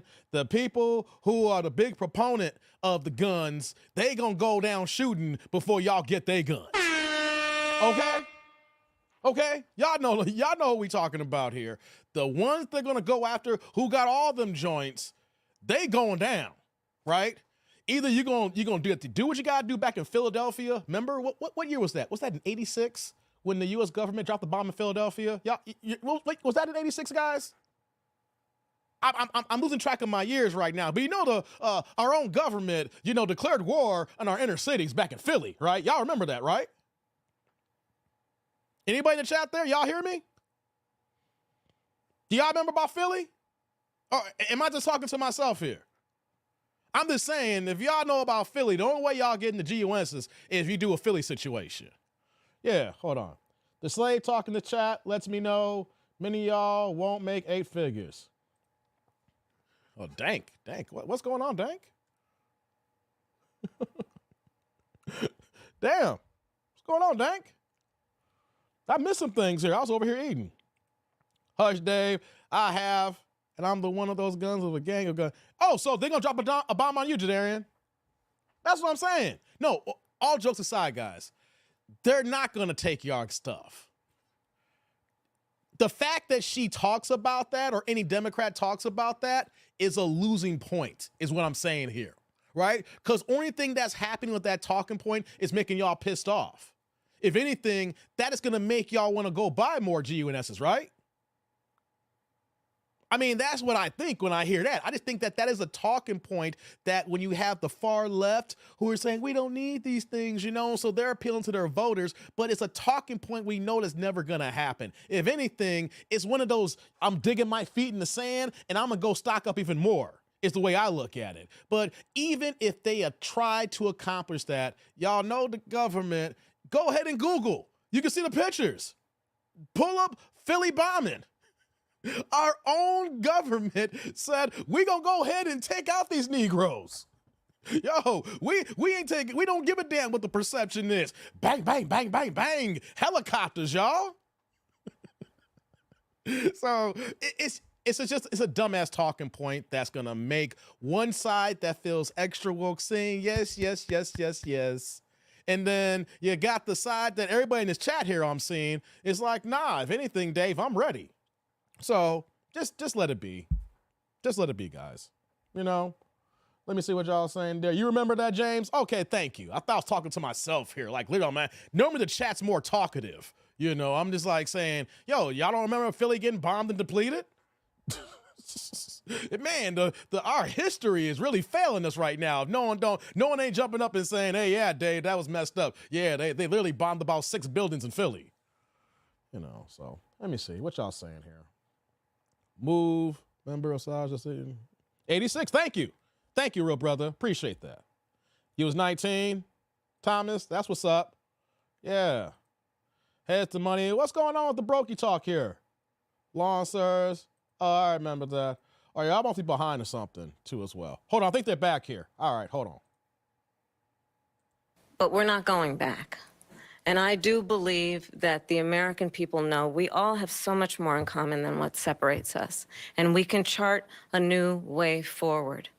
And a vision of that includes having a plan, understanding the aspirations, the dreams, the hopes, the ambition of the American people, which is why I intend to create an opportunity economy, investing in small businesses, in new families, in what we can do around protecting seniors, what we can do that is about giving hardworking folks a break and bringing down the cost of living. I believe in what we can do together that is about sustaining America's standing in the world and ensuring that we have the respect that we so rightly deserve, including respecting our military and ensuring we have the most lethal fighting force in the world. I will be a president that will protect our fundamental rights and freedoms, including the right of a woman to make decisions about her own body and not have her government tell her what to do.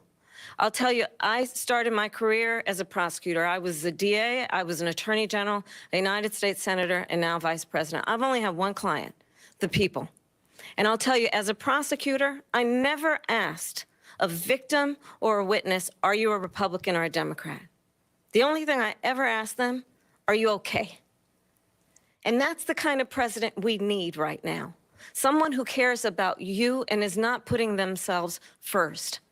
I intend to be a president for all Americans and focus on what we can do over the next 10 and 20 years to build back up our country by investing right now in you, the American people. Vice President Harris, thank you. President Trump? So she just started by saying she's going to do this, she's going to do that, she's going to do all these wonderful things. Why hasn't she done it? She's been there for 3.5 years. They've had 3.5 years to fix the border. They've had 3.5 years to create jobs and all the things we talked about. Why hasn't she done it? She should leave right now, go down to that beautiful White House, go to the Capitol, get everyone together and do the things you want to do, but you haven't done it, and you won't do it because you believe in things that the American people don't believe in. You believe in things like we're not going to frack. We're not going to take fossil fuel. We're not going to do things that are going to make this country strong, whether you like it or not. Germany tried that, and within 1 year, they were back to building normal energy plants. We're not ready for it. We can't sacrifice our country for the sake of bad vision. But I just ask one simple question. Why didn't she do it? We're a failing nation. We're a nation that's in serious decline. We're being laughed at all over the world. All over the world, they're laughed. I know the leaders very well. They're coming to see me. They call me. We're laughed at all over the world. They don't understand what happened to us as a nation. We're not a leader. We don't have any idea what's going on. We have wars going on in the Middle East. We have wars going on with Russia and Ukraine. We're going to end up in a third world war, and it'll be a war like no other because of nuclear weapons, the power of weaponry. I rebuilt our entire military. She gave a lot of it away to the Taliban. She gave it to Afghanistan. What these people have done to our country, and maybe toughest of all, is allowing millions of people to come into our country. Many of them are criminals, and they're destroying our country. The worst president, the worst vice president in the history of our country. President Trump, thank you. And that is our ABC News presidential debate from here in Philadelphia at the National Constitution Center. I'm Lindsay Davis. And I'm David Muir. Thank you for watching here in the U.S. and all over the world and from All right, y'all. We done with that. I'm going to sign off in 1 second. I just want to give 2 cents. I'm going to get offline because this has been a long-ass live stream day for me, right? Likes up in the building. You know, it's cool to hang out and actually watch that. It was kind of, for me being a YouTuber, it's actually kind of cool just actually sitting back and not doing a damn thing and just watching the chat and actually chatting with y'all. So that's actually pretty fun to do that. Few points here. We got a situation where that we got someone who did have the job before. He had the job previously. And here she is currently in the gig right now, or number 2 in the job right now. So it's the tale of 2 sins, tale of 2 evils. 2 streams today. Yeah, man. Yeah, I'm trying to get my game right. I'm trying to get my weight up. So we got the past and the present right now. So how do you weigh this here? And I'm looking at, like, we know we go back and forth. We know that the baselines and everything like that, but a few things stuck out with me tonight. And some of y'all who are business owners, or if you're in positions of leadership in your jobs, whether, when I say leadership, you could be a senior, you could be a manager, you can own your own company, whatever the case may be. No one wants to hear someone passing the buck when they're in the current job. Like, you got the job and you're looking for the promotion. The person currently in the seat, because we got an in-company hire, right, with Kamala Harris. And Trump is the outside one. He's working here. He left, want to come back. So I'm interviewing two people. So you're already here, so you actually got the leg up. When I ask you why this assignment has not been completed, you're going to blame the person who don't work here anymore. And you've had the job for 3.5 years. Unless something requires a vote in Congress in this situation here, that you got to keep going back to the floor to keep pushing, and it goes back and forth because you don't have any control whatsoever like that. No. I don't want to hear that. That doesn't work right. That is no accountability. There's a better way to answer that question, because it's something that has not been resolved yet. So since it has not been resolved yet, then there's other factors in play to give an educated answer for a person like me who want to see if you're the right person for the job, to say, okay, maybe you're one that can change the tide of this particular item and event. So when Kamala went back and forth the 2 times in the last week when they asked her certain questions, and she's saying because of Trump called his Republican cronies and stopped what we were doing here, she's basically admitting that being president and vice president doesn't fucking matter. It doesn't matter if you're in that office and we're voting, or someone's out of office. If you have enough connections, they can do what the hell they want to do here. And let's say that is actually true, because anything, conspiracy theories, anything can happen. Even if that is true, you're going to own up to that now? When you want to get promoted to the top dog?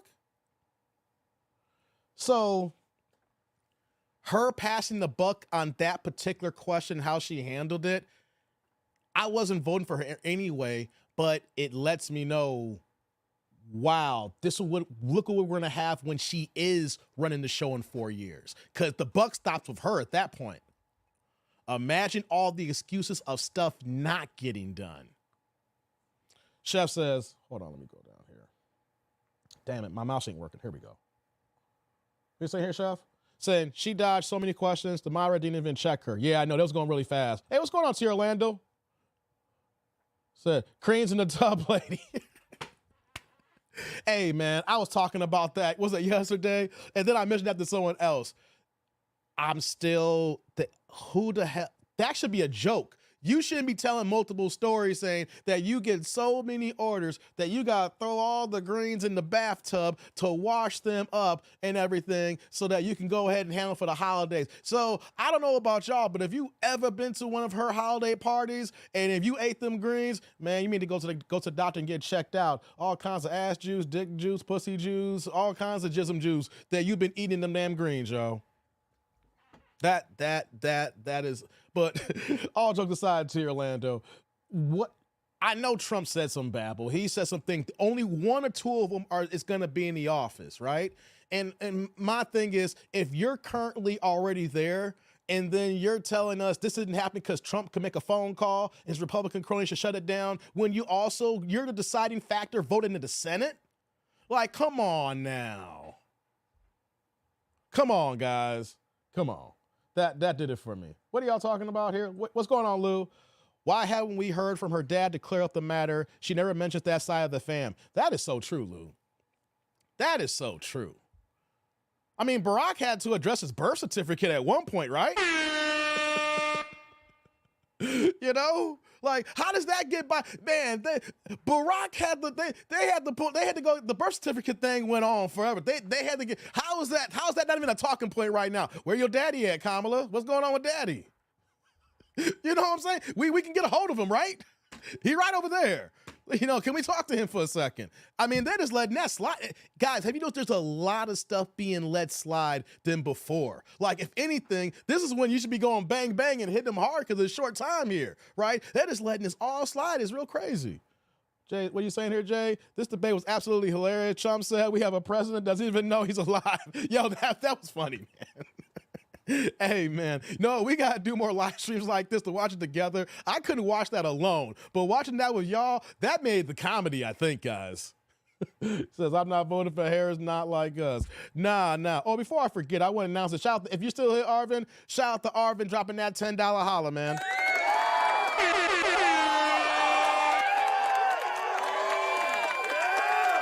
Hey, man, salute. Thank you for the holla. I want to do it officially. Thank you. Appreciate you, man. Oh, man, I am so freaking tired, guys. I'm about to shut this stuff down and everything. So what are you saying here? The problem existed while Trump was president and did not solve the problem. The president's not a dictator. The government has checks and balances, 3 branches of government. No, that's not the you missed the whole fucking point, man. No. Did you hear what I said? About her, how she answered the question the way that it was answered. She literally said, and this is the second time this week she said it, but this is in the debate. Trump called his Republican cronies and because of his influence, shut it down.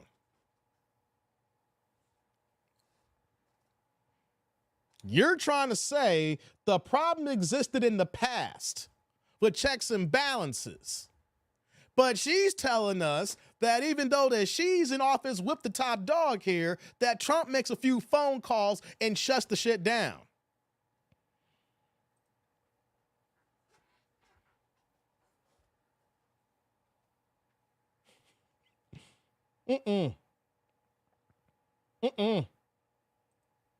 Jeff doesn't pump it. Walter makes a better Biden than Biden. Hey, Thomas, man, come on, man. Does Biden know where the hell he's at? Did y'all see the last picture of him on the beach? That was weekend at Bernie's for real. That was like 2 or 3 days ago. They showed, look, go on Twitter, guys. Is Biden was secret? He's chilling on the beach. He's like, yo, like who's been running the show? Like he's been off the pastures. They already pushed him out. They got him out in the pastures right now. He see the sun rising, the sunset on the horizon right now. Man, they're hoping that he goes before this thing ends. You know what I'm saying? They got him out there. I don't know who's running the country right now, y'all. I mean, Kamala's lying on all this stuff here. Who's running the show right now? Okay. What y'all saying before I go?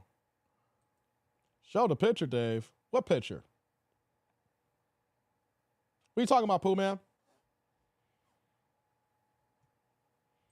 4% commission for employees. Clifton, I don't care. What are y'all talking about? It says, you are a slave, so I'm not even taking the time to. What the hell y'all talking about? I would rather FaceTime on call, you a slave on that. Or if you could afford to be in the same place. Hey, Dank, man, are y'all trying to play Big Bank, Little Bank, man? What the hell's going on?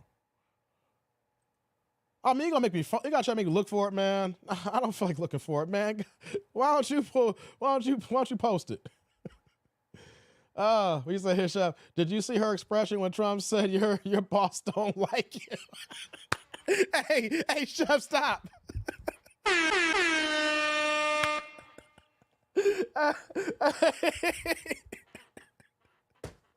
I know I'm tired right now, Chef. Hey, that was sick, man. That's when she shook her head. She was like, hey, come on, man. Oh man, that was something bad. What are you saying here, Orlando?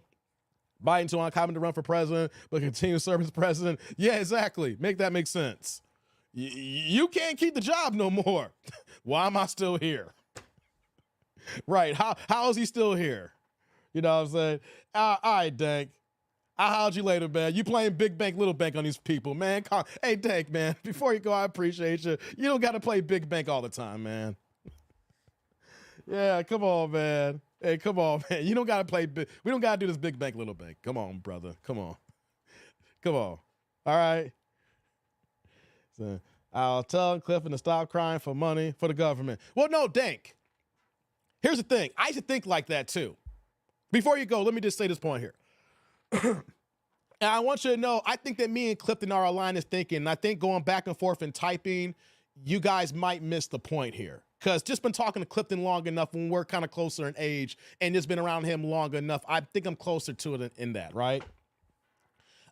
And then correct me if I'm wrong, Clifton. I'm at the mindset that I don't think we're ever going to get reparations. I have been on the record on that. The fact that we've gone this far, let me lay it on the table here. Let me just say this here. If I'm off, let me know. Is it about, hold on, let me stop. Is it about reparations? Hold on, you're typing here. Come on, T. Orlando. Said he started crying and wanted to compare whose family suffered more from slavery. Oh, okay. If you're not talking about reparations, I'm off. I thought it was reparations talk. If it's something else, then I'm going to fall back. Okay, if it's reparations, that's what I was going to be going to. But if it's not reparations, if it's another subject, then I gotta admit, I don't want to step into something and I'm going to say, y'all just squash that. What do you mean, yes? Hey, what's going on, Riverside? What's going on? I didn't want to, It's okay. If it's about reparations, let me just state this here. I mentioned this on the live stream, and I just want to lay this out here when I did talk about this particular point. And I just want to say, do I really think that we're going to get reparations? In my honest opinion, I don't think it's going to happen. If it happens, it's going to be like the same mindset that when Barack Obama got elected president. I just want to let you know, like how that became a thing. It just happened so freaking fast. To see, like, I don't want to get into back and forth, about the birth certificate thing, but a person of color, let me just leave it at that, right? But just seeing just a black dude on the screen, it's like, oh, damn, someone's president. That's how I look at reparations. So let me just lay that out. But I'm not crying for a handout or begging for it whatsoever. When we're talking about it, if it's on the table and we're seeing money being passed around anyway with taxpayer money, like when we're seeing the migrant issue and they're talking about people getting houses and credit cards and gift cards, or we're talking about tax credits for the $25,000 for immigrants who might get a home and $150,000, it's not crying. But if you're seeing the money getting passed around, we might as well still speak up while we're still here anyway. Even though we may not think it's going to happen, it's not crying, but we're seeing it right in our fucking faces. And since we're seeing it right in front of our faces, you got to keep fighting for it until they stop passing money out. Correct me if I'm wrong. I just want to stop there because it's late. I can go do it better, explain it better. I'm just tired as hell. No, it's not crying. It's not crying, Dank. I disagree with you on that, brother. I rock with you wholeheartedly, but it's not crying. Because the thing is, if we literally are seeing the money getting passed around, checks are getting cut, we would be dumbasses to not stop asking for those checks even though we're getting passed around here, right? Maybe it not happen in our generation or life cycle here, but if we seeing the money in our faces here, we gotta have representatives for us, or if we're able to put boots in the ground and say, hey, yo, we gotta keep getting this check, we gotta keep getting it. Now, am I to think that we're gonna get it? No, but if they're gonna keep doing that, we gotta still keep fighting for it. We just can't give up and say, okay, white people, okay, fascist racists, okay, whatever party that the Democrats in California, whatever the case may be, y'all can keep giving money to the Asians. Y'all can keep getting money to the LGBT outfit community. Y'all can still keep giving money to the migrants now. And then they create a whole new voting class now. And then it doesn't even matter what we vote because now you got a whole new booth. It don't matter what we're going to vote as a masses because they got rid of us completely. That's the situation here. Even though we're seen as a losing battle, as long as we still see them cutting the check, we gotta still keep asking for it too as well. When the money stops, then it's crying. When the money stops getting passed out around, then it's crying. But if we're literally seeing people who just got here yesterday getting the check, we just can't say, okay, whatever, it's over. We give up. No, we still got to have people saying, nah, we going to still keep going for it until they say, we're not giving out no money no more in the figurative sense I'm saying like that, right? Then it's going to be like, yeah, y'all niggas crying now. That's the way reparations is. As long as they're still cutting checks, we got to still keep fighting for the checks. Well, we just can't give up. And I think that's what Clifton feels in a nutshell. Correct me if I'm wrong, Clifton. I don't want to go too deep because I've been online for 5 hours tonight, 5-6 hours. But I like how triggered people. I like how triggered people got. You can ask, but wasn't around for that, as Eli said. You have to build with your family. I know, I believe that, Dank. I'm building too. Everything I got is now through reparations. Okay, Clifton does agree with me. So here's the thing here, Dank and Clifton. We have a conversation piece going on, in a chat where both of y'all are not expounding on the details of it. I'm able to because I'm the host of the show. If I drop the link, of course, y'all would be able to talk about it.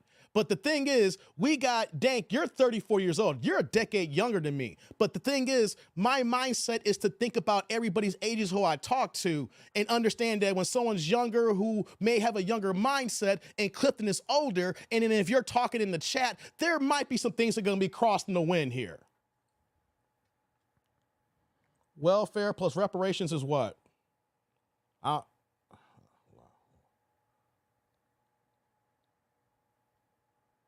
I'm not answering that question, Dank. I don't want to get this to be a deep dive here. I'm just let me hold on. We can build our own wealth and still demand justice. That's the point here, Dank. That's the point here, Dank. I got to respectfully disagree with you on this point here. I'm building wealth, but at the same time, though, if we can support representatives that can keep going for what is ours, so that even if we don't get it or we fight enough for that our legacy gets it in the future, then we're setting the stones where that we're the patriarchs of the future legacies of our families. I know that, Tierlando, but here's the point here, Tierlando. Did you see my live stream earlier, Tierlando? The point I was saying here is Chicago here, I live in Chicago, not even the whole state of Illinois. In Chicago, we are $960 million over the budget this year alone that Mayor Brandon Adams just announced. So let's just round it up to be $1 billion. That $1 billion over the budget in 1 year is all because of the migrant activity. We're not talking about this, the other things that spend for what we're over budget for. All the things that we've been spending for migrants and housing and transportation. And the point is, we could have took that $1 billion and gave that in reparations anyway. They're already cutting the reparations. The point is, they're looking at the niggas and saying, no, we're just going to give it to the new niggas. So it is a great, hey, Dank, it is a great topic for another day. And you know what I would like to do whenever it can be done? I would drop the link and let y'all two talk it out. And I'll just be in the middle to make sure that we're all brothers. We keep it respectful because you're a young brother who's doing this thing. You're young, you're a decade younger than me. And then just on a mini conversation, just on tech, I can just know you're sharp and you're on your stuff. And then also on another note too, I've been knowing Clifton for a little while too as well. And he's older than you when me and him are a close age here. And I'm thinking that here's one ideology that you may slightly disagree on, but if you guys talked it out, maybe there'd be a common ground. But at the same token, though, both you guys agree probably on 98% of everything here, because both of y'all been in the chat forever. And so what I am trying to create dialogue here is just because we disagree on an item, but we're going to a chat here, but if y'all niggas have been here for a year and change or 2 years, it's just a minor ideology, and we shouldn't call each other's names out, and we can just respectfully disagree, but it's good conversation.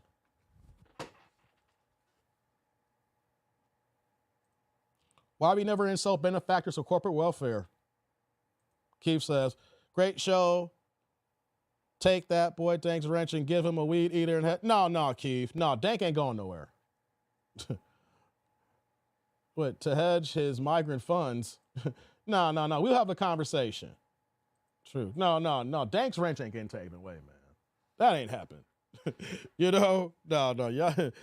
I mean, at this point right now, Derek's the one only liability to get his wrench taken, okay? Derek's the one that keep fucking up here. Y'all two dudes just don't agree on one ideology here when y'all been here for a hot minute and agree on probably like 98% of everything, So that's what I want y'all to hear before, depend on how late at night it is and y'all type something that y'all, you say something that you shouldn't really say just because you just get a little heated. That's what I'm saying. Here's the situation. At the end of the day, we don't fuck with Kamala. Right? Before you go, Tank, you can agree me and log off. At the end of the day, we all don't agree with Kamala. Right? Respect, brother. Hey, Dank, real talk. At the end of the day, right, we all were here because, we know what Trump's going to do in office. We wanted to know what Kamala was going to say. We wanted to see if she was going to stand on anything. We want to see if she was going to correct herself, right? That was the whole point of we all here, right?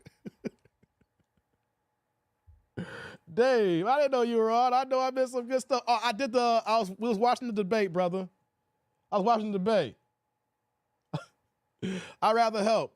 Yeah. Dang, come on, man. I ain't taking your wrench, and it's all good. Hey, go to sleep now. You work 103 hours a week, so go to sleep now. 100% facts, Dave. Yeah, man. That's all it is. At the end of the day, it's not a rallying saying fuck Kamala. The reason why I'm having these few points, I'm gonna get offline now so I can finish eating my dinner and then get ready for work in the morning. Is the fact that the second time that I heard this, I know, here's the thing here. I'm 44 years old. Wait. Can we talk about Kamala's sister cheeks? God damn you, dear Orlando. Dave working a double. We was doing the debate, Derek. We were talking about you too. Boo that Indian lady. There you go.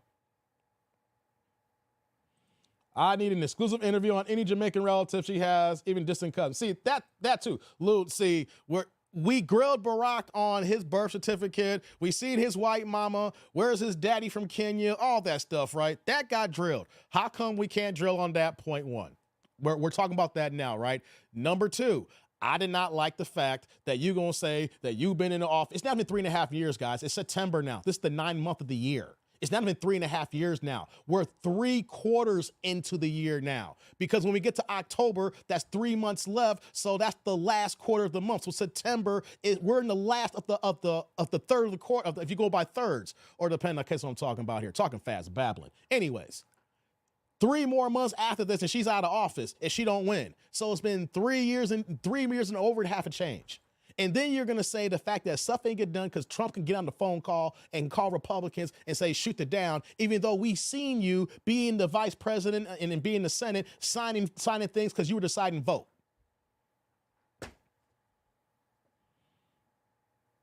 So you want to vote for a mofo and a group that's okay with you being the help? Here's the thing, the Democrats have just voted down in California, with the help of Kamala Harris, the reparations bill in support of the migrants. They are already telling you that on the Democrat side as well.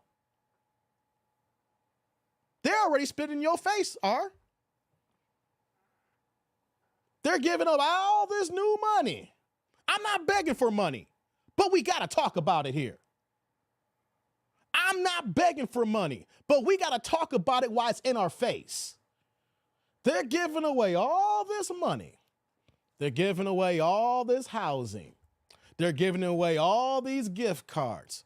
They're giving away all these things to bring these people from all these countries that's doing hardship, that's going through bad things. And here we are, been here forever, and we can't get a goddamn penny. It's not begging. It's asking the question, why the fuck are you in our faces saying vote for us or die? Like Diddy had that campaign 20 years ago. Vote for us or die.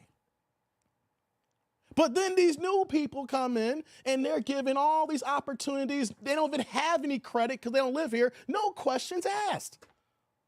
The people who we are here, who have good credit and worked our asses off, we got to be double or triple as good to go above our white counterparts.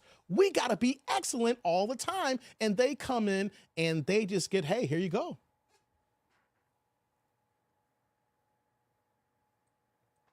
That's the issue. You were talking about voting for a mofo. You've been blinded that the side that you normally vote for don't give a damn about you either. And we need to talk about it and all be in accord so we can let these mofos know you don't get our respect until the fact that you're going to give us something for our vote. Our vote matters. Our vote counts. Our vote has currency. Our vote has value.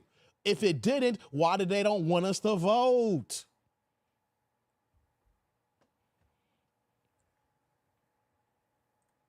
Have any of y'all smashed on Indian woman? Bush game, I love it.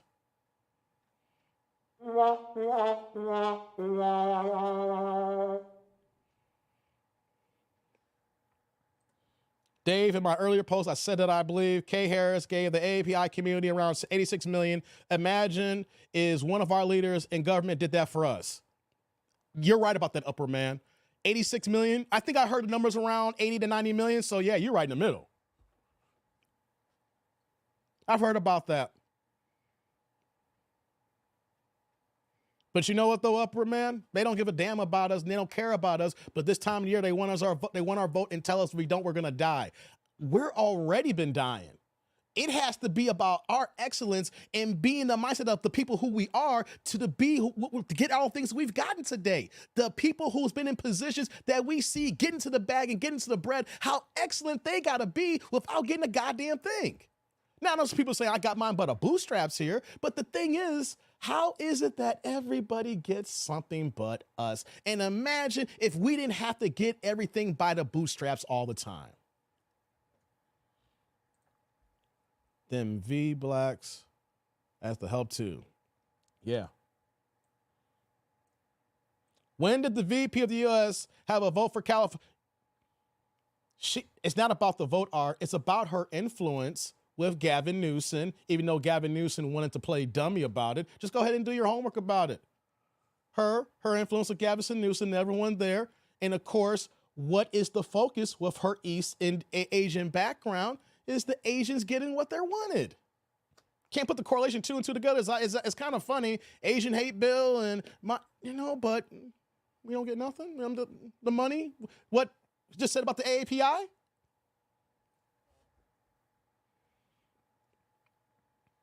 And the thing is, you missed this earlier, R.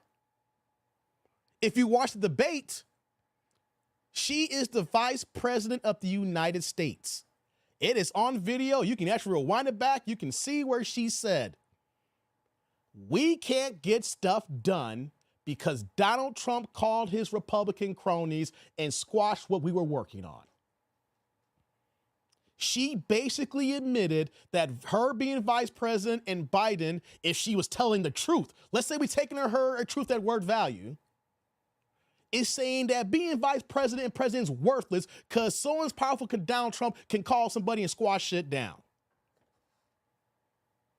If that's true, then she let me know that she's weak as fuck. And since she's weak as fuck, give me the man who's not in office then that can call and get stuff done. If you want to think about it in that logical sense. But let's say she just said that just to throw Trump under the bus because that's what they do in debates. That was the worst thing you can say in that position. I can think of 5 other answers to give. TD&D, have you smashed an Indian? Bush game crazy.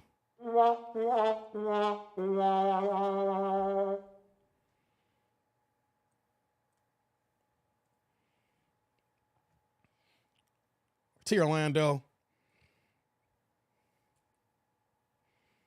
The most exotic I've done, I had an ex that was half Belizean, half Chinese, and then an Egyptian woman. What is Trump giving us? Serious question. That is a good question. That's a good question, Clifton. Tele alert, are in the building. Hey, Dave, now you see how T.O. be trolling? Oh, hey, come on. Hey, come on, son. Me and T, here's the thing. Everybody that get mad at T. Orlando, if you literally had a phone conversation with T. Orlando, you would let this ninja troll too. You would understand how he's doing. See, me and T. Orlando talk on the phone for like 3 or 4 hours straight. So once you understand this dude, I love it. I love it, man. I love it. Hey, blacks voting for Harris is wild for me. I know, right? I know, for real. Reparations at least $12 trillion per economist. Here's the thing, Clifton, just do a slow rollout.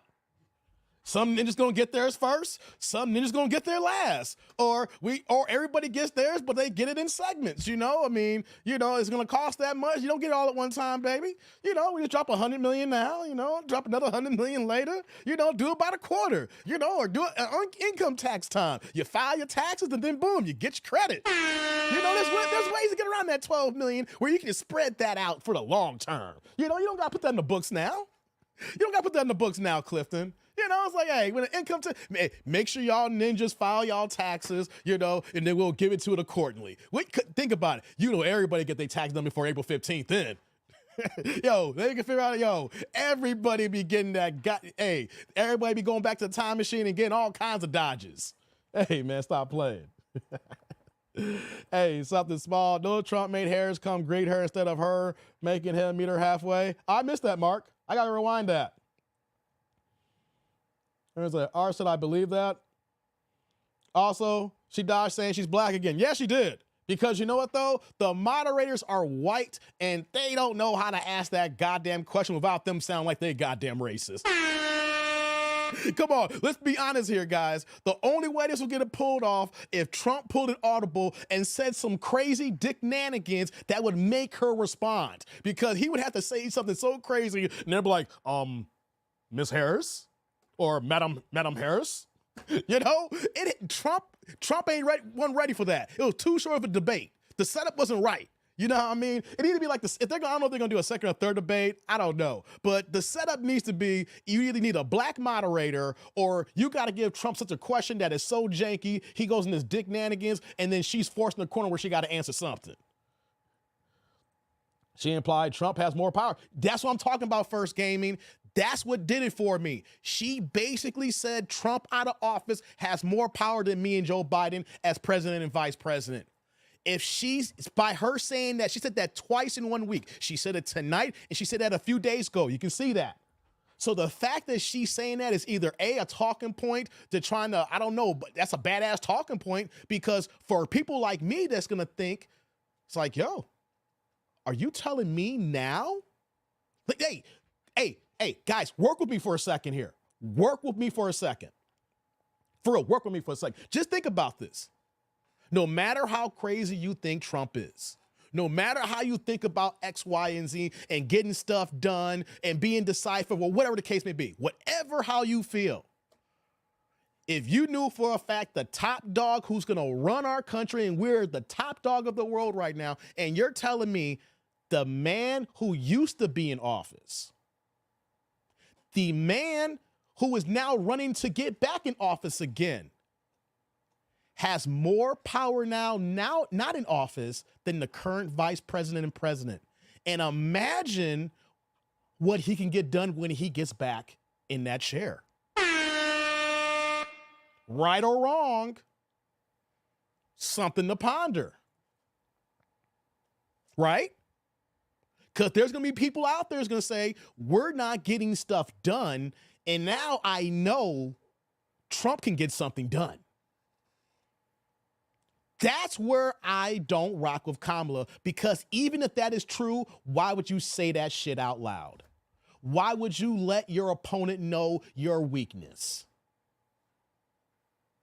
The fact that she said that lets me know that she's been a defeated person while she's been one of the most powerful people in the game. Maybe I know the vice president don't do much. It's but you're right next to that old ass man at Weekend at Bernie's. So you're next to the people in office, and you knew before that happened that you was going to be running for this shit too. The way they did, she got the phone call, but they knew it was in play. They knew that man couldn't run. It was only a matter of time. They was waiting for the boule play. They were waiting for the boule play. So the fact that they knew all this and still now we're hearing them sound weak like that, some of y'all may not agree with that, but there's going to be millions of people that hear that. If they think like me and critical think like me, it's going to say, yo, that's the man we might need. And that's a dumb, dangerous move that Kamala did. Reggie says, Democrats use brainwashing as their most powerful weapon on black people. Yes, they do. Go ahead and put Megan Thee Stallion on stage and her with some, for election time, put on some respectable clothes, but still enough we can see that body and see that booty and ass, and we all in, baby. We all in.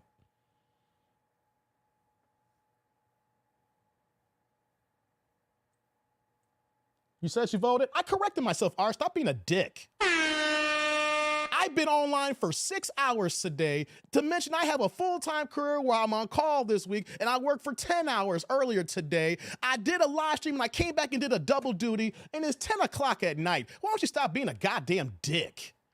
I corrected the second time. You heard me correct myself, and then you was like, go back and check your tape. Well, I'm online right now, and I corrected myself while I've been talking for 6 hours. So stop being a dick. But Trump said simply, wake up, Joe, and sign all the bills. So close the border so that negates the bill they keep Trump build. Korean got crazy Bush too. Oh my God, man. Hey, man, I'm done with you, Fear Orlando. I know, hey, First Gaming, they told me in my first stream earlier today, they told me that T. Orlando got kicked out. I gotta call Theo. Know what though, T. Orlando? I'm gonna call Theo. I'm gonna hit him up. I'm gonna hit Theo up. I'm gonna hit Theo up. Me and Theo cool, man. We tight. I was like, hey man, cool off. You got to understand T. Orlando. I vouch for you, man. I vouch for you. Man,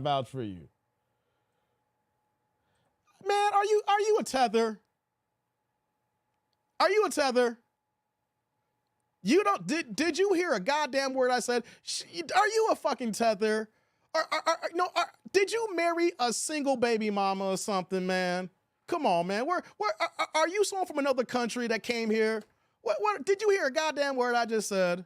The VPNs of the president. She was talking about the border bill, which was led by the do you understand? Like your profile picture shows that you're older than me. And I literally gave a nice deliberate breakdown, and you give me some bullshit like that. You must be slow. You must be from another country that literally did not have no good education for no good listening skills. Did everybody hear what I said here? That whatever side that you're on, you could be like, yo, she fucked up. And here you are still vouching for it. If you can't be at least a critical thinker to say, you know what, I'm gonna vote, you're gonna vote for it regardless, it sounds like. But if you hear what I said and be like, yo, that is a fucked up move, Lord have mercy. The border bill was BS either way. The female Myra could get it too. She was kind of cute, T. Orlando.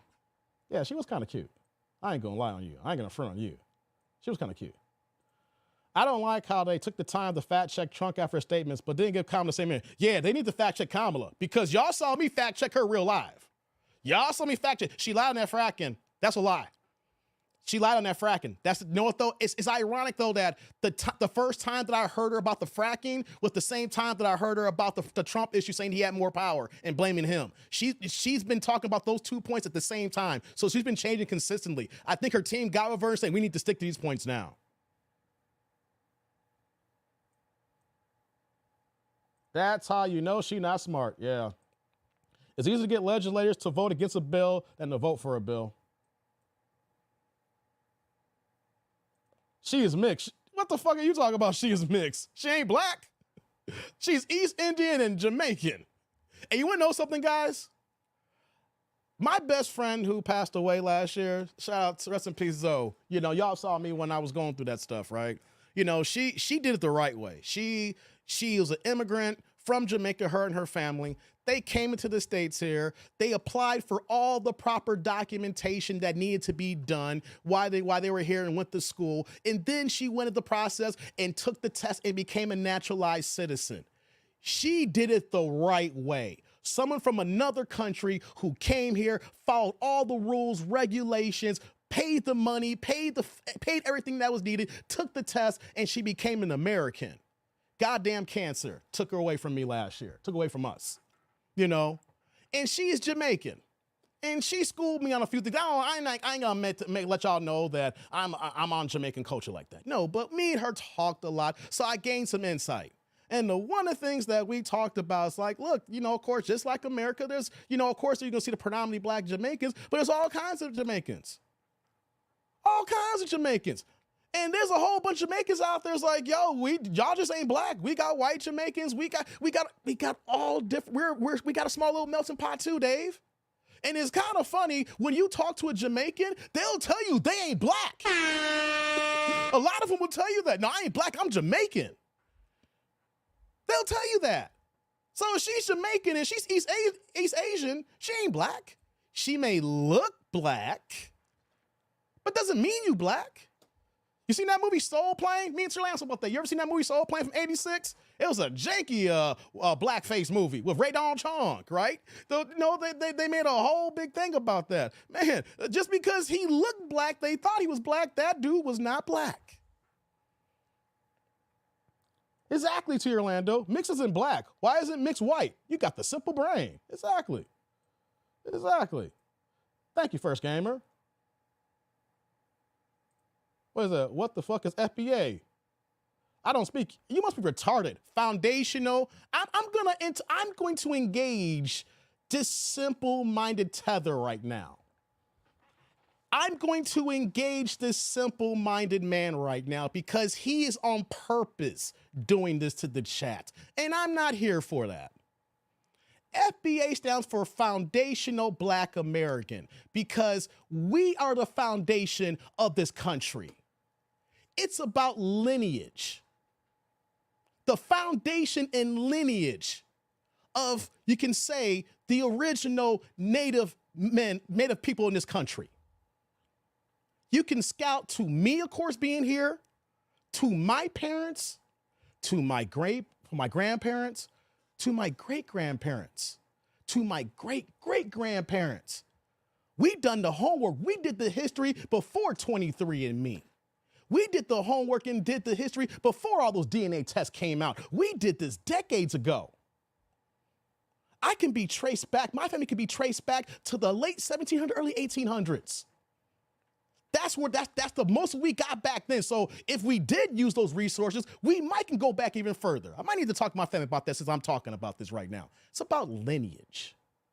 It's about the foundation that we set, that we are people, are Americans that are here. We're the foundation. That's what FBA looks. You simple-minded dude who wants to disrupt this chat because you want to disrupt.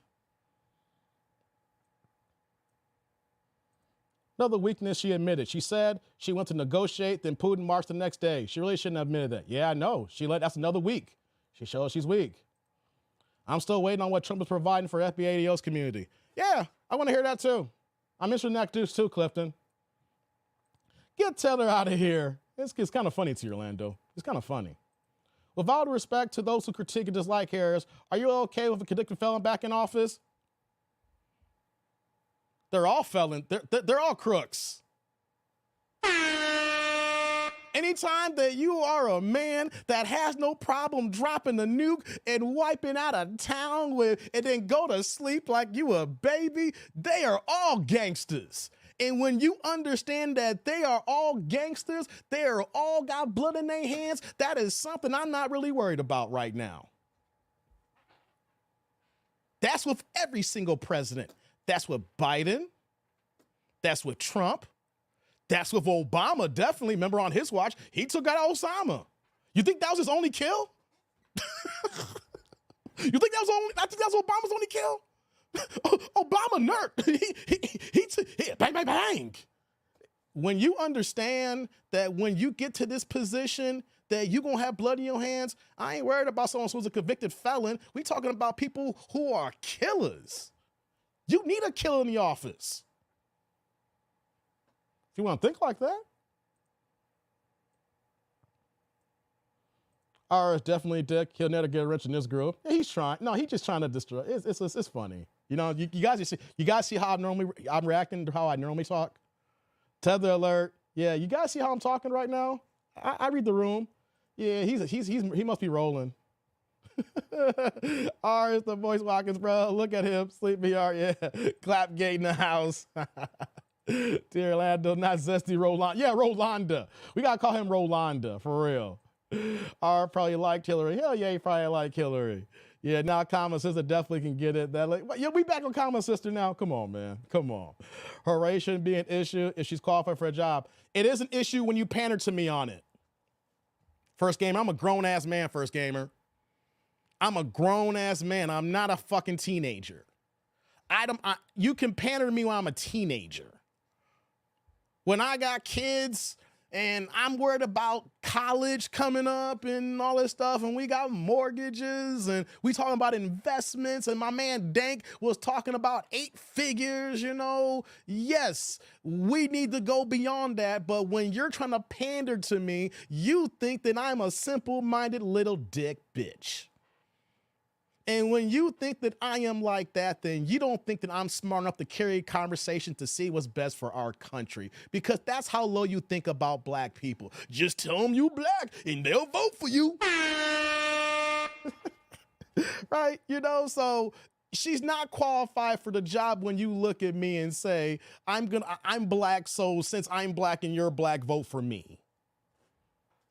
That's what you're doing here. In this day and age right now, we got to be done with, you know, just because we rock the same skin tone, we got to rock with ours, right? You know, that's the problem. You guys got to stop with this. Y'all know race is an issue. It's always will be an issue. As long as this country is run the way it is, race will always be an issue, whether you like it or not. Of course, a lot of us, you know, we use it as a driving force to do better. We just keep moving and striving and creating excellence. And there are times where that we can't get around that. Just what happened with Tyreek Hill. I know people are going to talk about he shouldn't have rolled the window up, but those cops were on go action. Those cops were ready to fuck a nigga up. That does not happen in any other race. Especially on a Sunday, a mile from the stadium, and you know that dude plays for the team. Race is always an issue. It will always be an issue as long as we got people that is extra amplified when they see us. And when they see that, and then we got people who want to run for office and say they're going to help us for it, you don't pander to me about the way you're pandering. Just like Hillary had hot sauce in her bag. I got hot sauce in my bag because I don't know how these other restaurants be. What the fuck?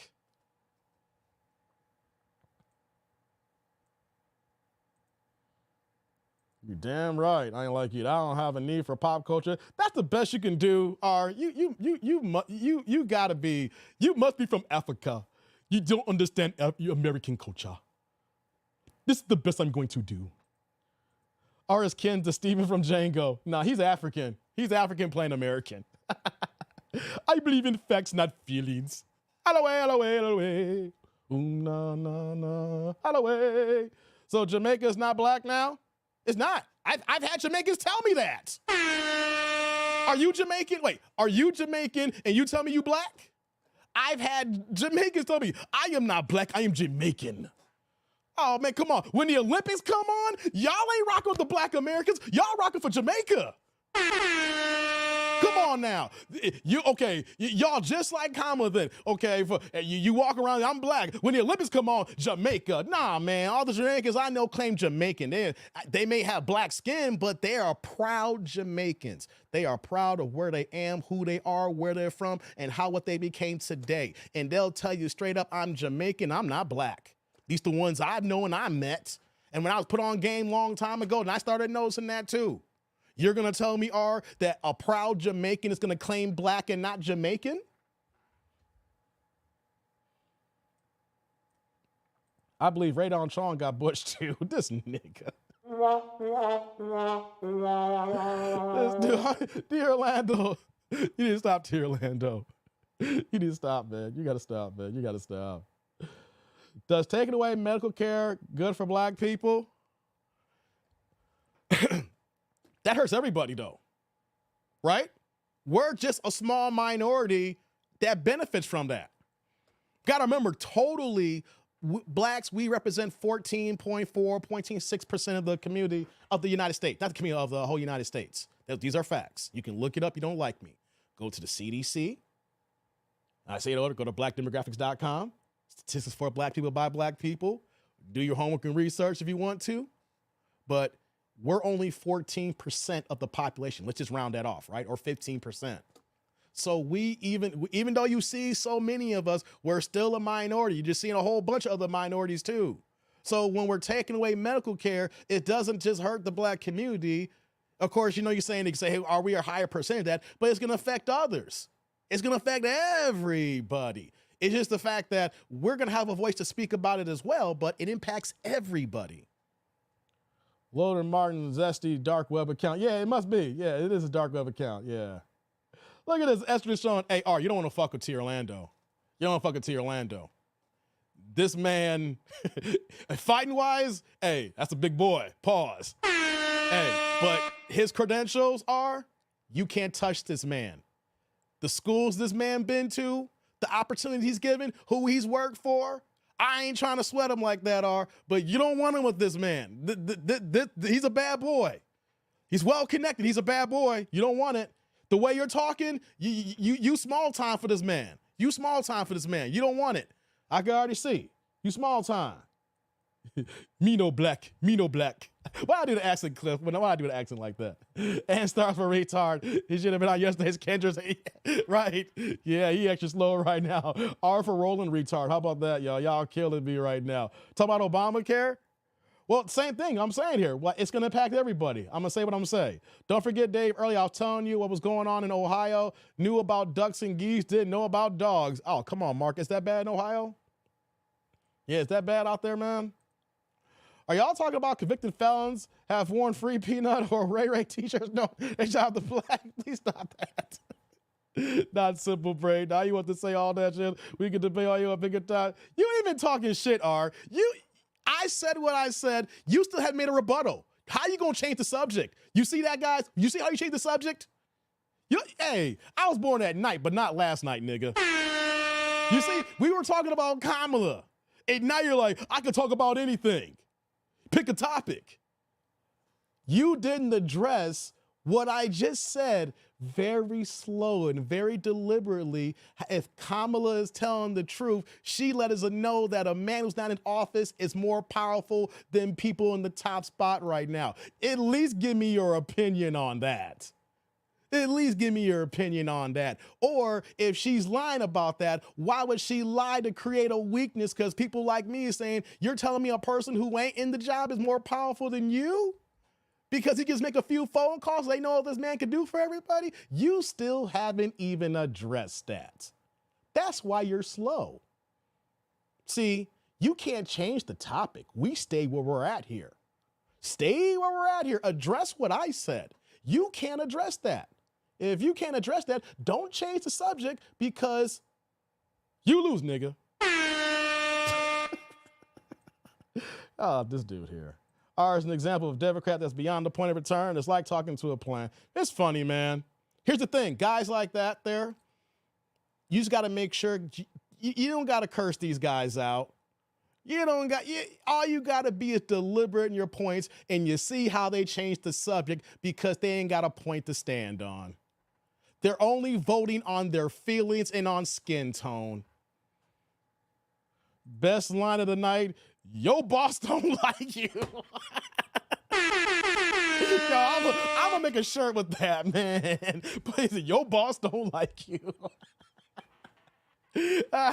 Hey, man, every time I hear that, I'm cracking up right now. Your boss don't like you.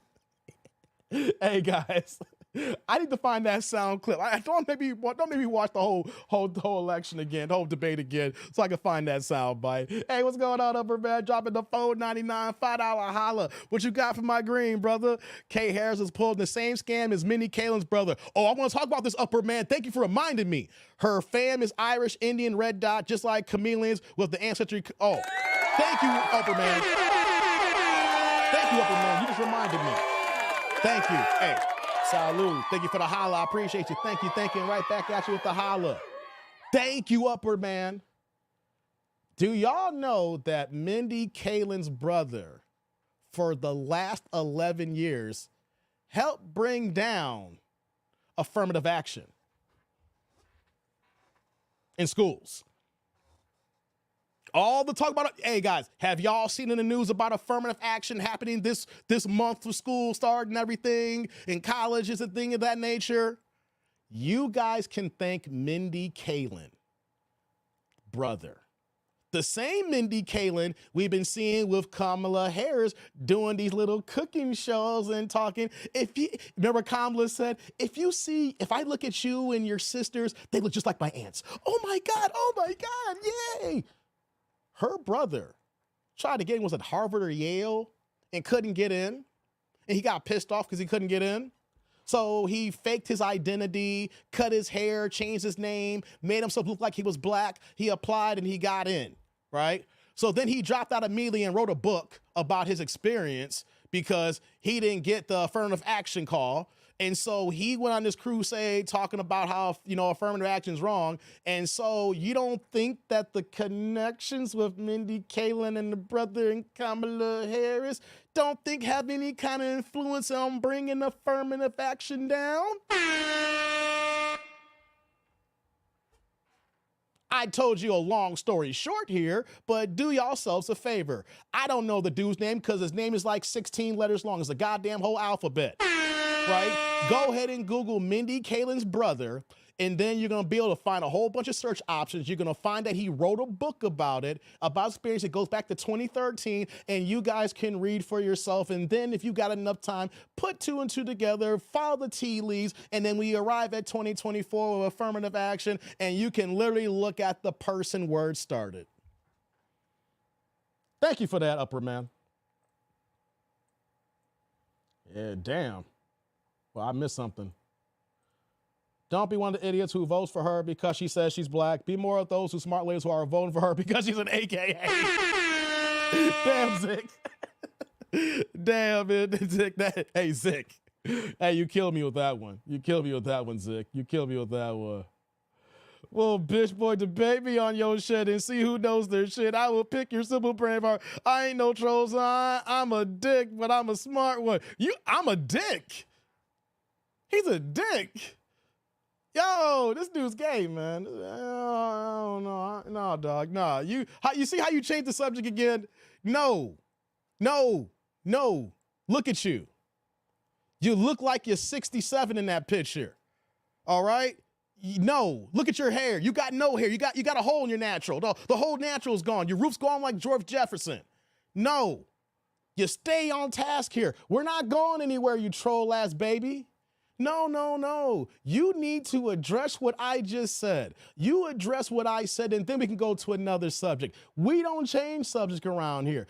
Hey, I was born at night, but not last night. No. We stay on the subject here, man. We stay on the subject until you address what was said here, and then we can move forward. We don't just talk about a subject. You don't answer it because you ain't got an answer because you fucked up, son. And then now you're like, well, I'll talk about anything, debate me. I know my shit.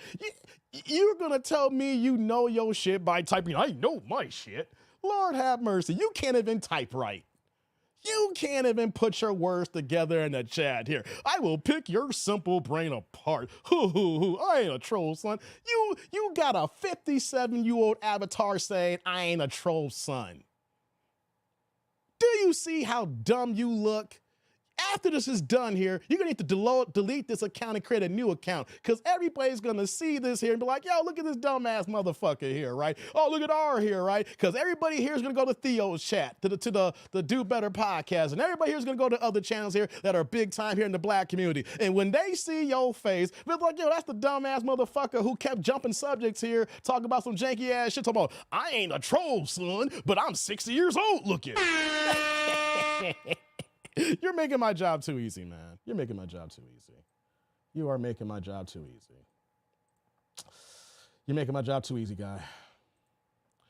Hey, Mark with the $5 holla. What you got for me, man? Y'all talk about convicted felons have worn free man t-shirts knowing they shot the block. Please stop that. Y'all don't care about records. I know.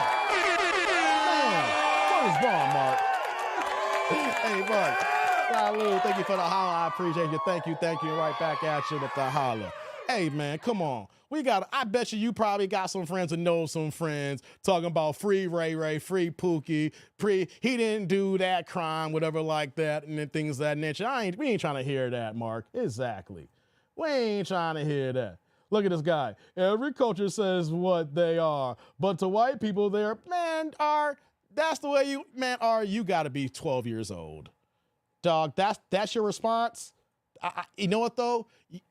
Normally, when I see a response that's worthy of reply, I give a rebuttal. That reply about every culture that showcases, that's got to be a 14-year-old behind a keyboard. You can't even eloquently put together a decent sentence that would say, damn, let me engage that. That is so small and weak, there's like, nah, I can tell that you don't know what the fuck you're talking about, man. You over there just saying what you want to say here, and it don't make no goddamn sense.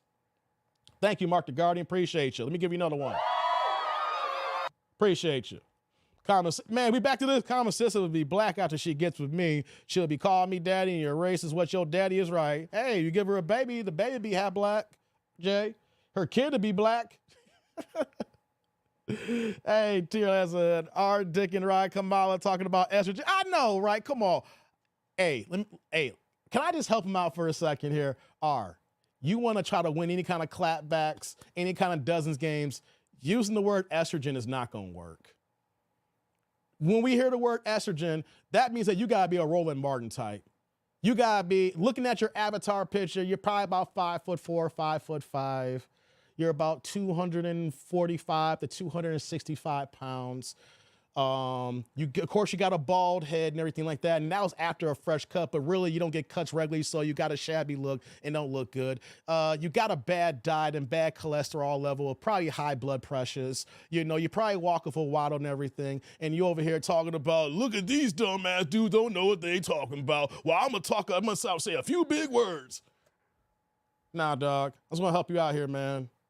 Estrogen lets us know that you're either the weakest beta man there is. If you got a woman, your woman whoops your ass, or you don't got a woman and you're 14 years old and you're trying to find words that's gonna clap back. Sorry for ya.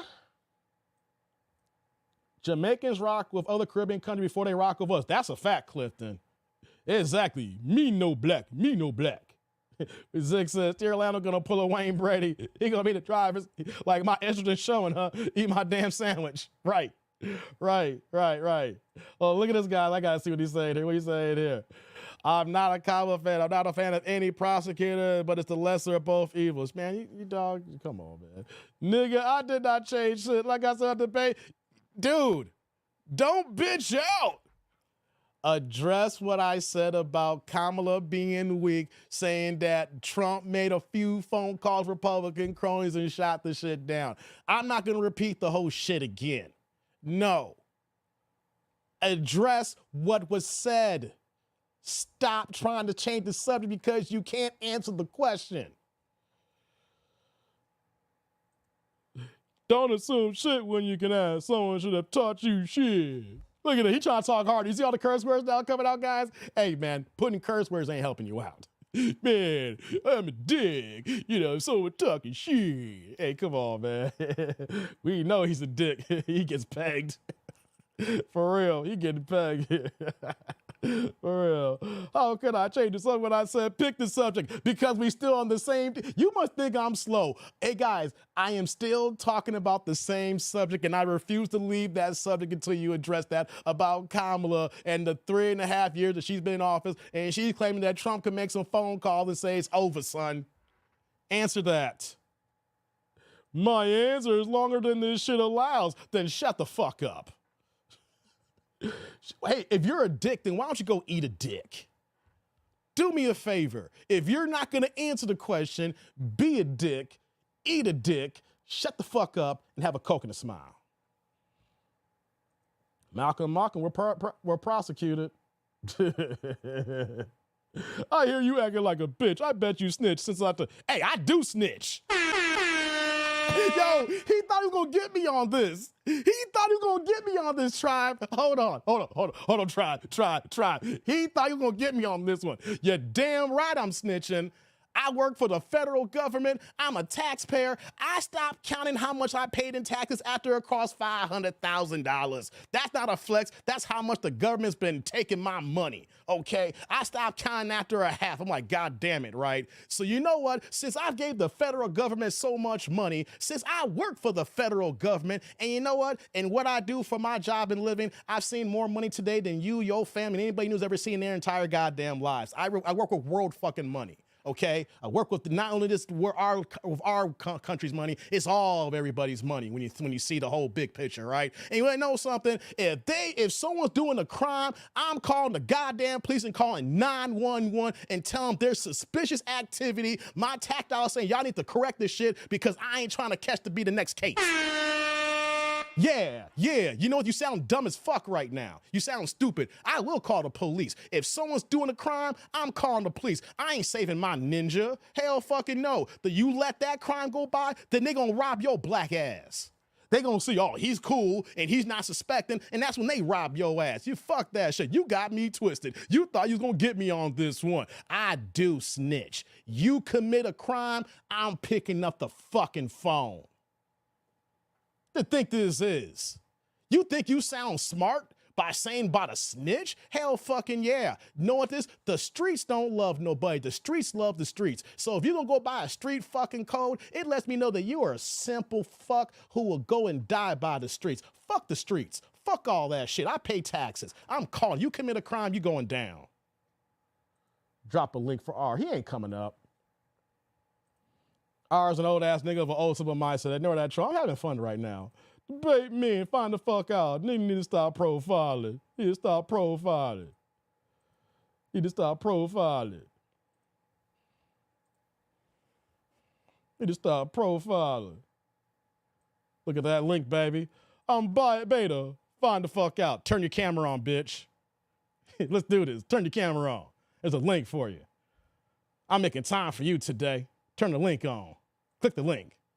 R's one of these Al Sharpton ninjas. Hell yeah, he is. This is funny, man.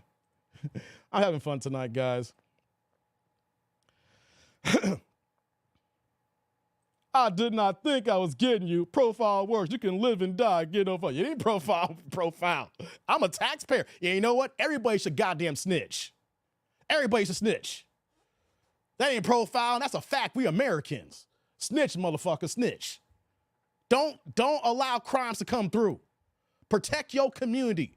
Don't let people who are degenerates commit acts of crimes and felonies against you and yours. Protect your house. Protect your family. Protect your neighbor's family, because then your neighbors will protect your house and protect your family, because then that's how you build the community. You let dudes like this trying to talk down, making like snitching's a bad thing. No, stop crimes. Stop people committing acts. We stand strong as a community. So when they try to come in ours, we see suspicious activity, they get the fuck out running or they go to goddamn jail. Yes, we do the right thing, people. Don't let dumb people like this try to type things to try to seem like black people can't do certain things. No, I want my community and my property to stay like it is. I want to be able to take care of my daughter and play with her in the front yard. You over here trying to act like a dumbass.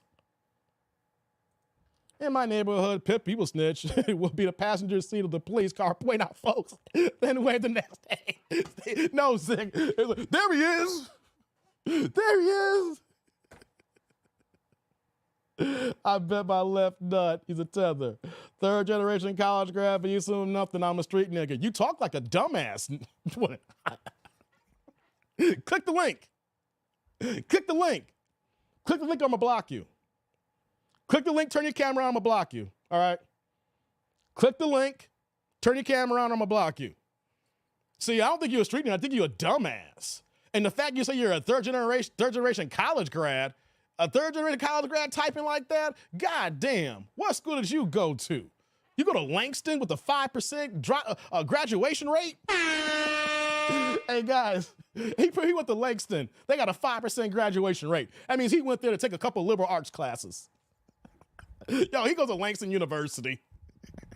Hey, it's here in Atlanta. You know about Langston University? Yo, y'all know about Langston's 5% graduation rate? People go there just to go and take a couple language arts classes to act like they went to college. Let's do it. Click the link, dog. Click the link, turn your camera on. Stop talking and click the link. You wanted my attention so bad, you got it. But you don't know I'm having fun with this. You wanted my attention, you got it. Click the link, I dropped it. There's only one link in the chat here that came from my name. Click the link, man. Click the link. You said you wanted to talk, go ahead, you got my attention. Oh, you got my attention. Big box put Kamala's sister. Come on, stop it, Jay. Why you wilding me, Jay? Why we back on Kamala's sister? Why we back on Kamala's sister? I got any more Sprite left? Yeah, I got some Sprite left. Come on, man. Click the link. Know what? You can't say I can't find the link because the link's right here again. So I'm reposting it again. There you go. Click the link, man. Turn your camera on. You can't come on unless your camera's on. If one thing about my channel, I've been here for north of 2.5, going on 3 years. Every single video, my face, y'all see me. No matter how I'm feeling, how my hair is, y'all see me. That's the rules. If I have a channel where no matter the video, I have always turned the camera on, click the link, turn your camera on, let's go. You got my attention. This is so fun, guys. But he ain't gonna click the link, guys. Ours on Section 8. Hit the link. Yeah, hit the link, man. Hit the link. Nowadays, Twin Keisha from South Memphis is a third-generation college grad. Different now than, hey, Zick, you got a point. That's a bar, Zick. Third-generation college grad, where you go to you went to cosmetology school? Nowadays, you're from Morris Brown. Elberman. Hold on. Hold on. Is Morris Brown defunct? Hey, I thought Morris Brown closed their doors, Upper Man. Because if he said, if that's the case, that's even worse. They don't got no graduation rate, Dave. They shut the fuck down. They had a good band in that Nick Cannon movie.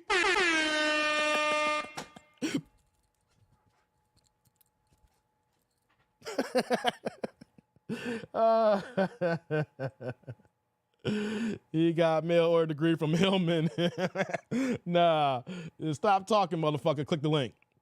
I got letters after my name. I'm the top one. Click the fucking link. Don't talk to T. Orlando. Leave T. Orlando alone. Click the link. You see that? Click the link. That's me. You saw you click the link on the channel. Stop talking to T. Orlando. Click the link. Talk to me. All right, graduate number one in my school at GA Tech, but that's my lowest degree. I tell you, you don't want that big bank with T. Orlando. Pick the goddamn day, but it won't be today. No, R. No, it's not how this works. It's my channel. You're in the chat right now. You got enough time to type. For as long as for you to type, pick the goddamn day, but it won't be today, and pick the subject, enter. You could have clicked the link and says, here I am, Dave, it's R. You could have clicked the link and said, here I am, it's R, for as long as it took you to type that message there. No, fucker. No. You want to talk shit and you got mad that you want to talk a whole bunch of stuff. I'm in your face now. I gave you the link, click the motherfucking link. You can't talk a whole bunch of shit and be like, no, it's another day now. That dude's like, no, I want to talk shit with you, but not today. Yo, man, he like the father from Friday. Remember when Red got punched? He went flying in the air. And I'm like Debo right now. You want some of this, old man? No.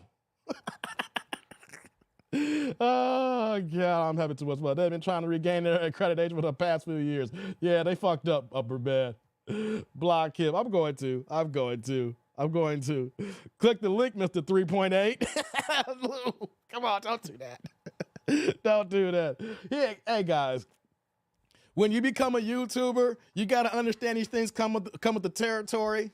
You know, sometimes you clip them quick, and sometimes you kind of clip them slow. I gave R a slow rope where he just hanged himself. Okay, sometimes you just got to go bang bang. You got to clip him fast. Right? I'm giving him the slow rope because if he is any kind of an adult, he's going to come back to this live stream, read his chat out loud to himself. Don't read it in your mind, R. You need to go back to this because I checked the box so y'all can see the live chat, the replay. You can see the whole damn chat. You're going to read it back to yourself and you're going to say to yourself, God damn.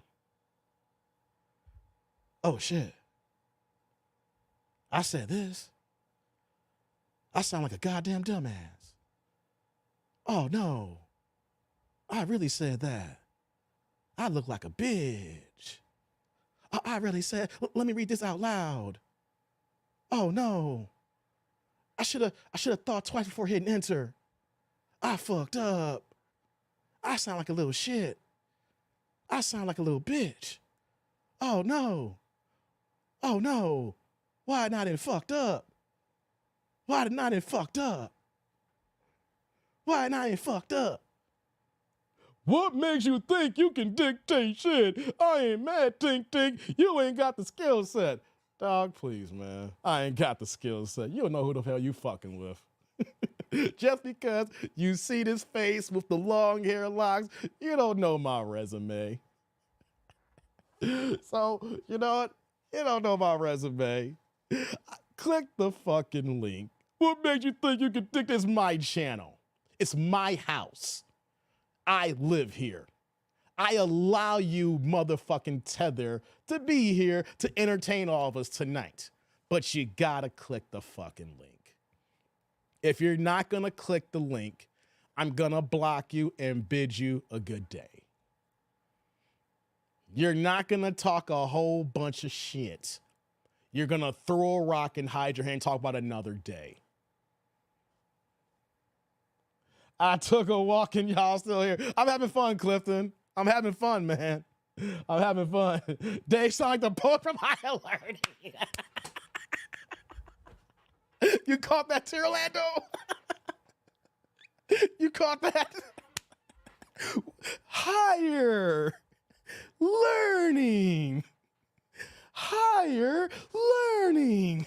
What is higher learning? Hey, man. Hey, man. Oh, man, I should have got up a long time ago, man. No, Dave ain't doing the Jamie Foxx. This is your content. Basically. Upper Man, that was my remix. You caught that, Upper Man? That was my remix. This is your conscience. Oh, no. My name is R. I don't know how to formulate any kind of sentences or words. I sound like a fuck up. This is my conscience. I gave you an option to pick a day. I'm here. No, you had enough time to type 1, 2, 3 more comments here. Click the link. No, hey, no, pick a day and time. You could have clicked the link. You could have clicked the link and say, I'm giving you, hey, I got an option. Click the link, dog. Click it. Don't worry, Tierlando. Don't worry. A bitch with braids called me a bitch. How cute. I don't have braids. My hair is locked. My hair has been locked since December 10th of 2020. These are not braids, but this showcase that I have good genes. See, even when you think that you're trying to make an insult with sign language, it doesn't work. I am 44 years old with hair that comes down to my goddamn shoulders, right? These are in 2 strands, and you can see that my hair comes down past my shoulders. So the fact that you can see a black man like myself that's middle-aged that can have hair that can grow so nice, so flowing. You know what I'm saying? I go see my lockologist and she does the retwist. I go see my barber to get the linings. I take so much care and maintenance for my hair because once it's gone like yours, it's fucking gone. You see, when you have hair at my age, because you forgot what it's like to have hair. You know what I'm saying? You come to appreciate it. You know, because that's what God gave you. It flows from the scalp. And so you got to maintain this stuff here, guys. So when you're a bald-headed fuck like him here, you're going to say, you got braids. No, brother, they're locked. They're locked.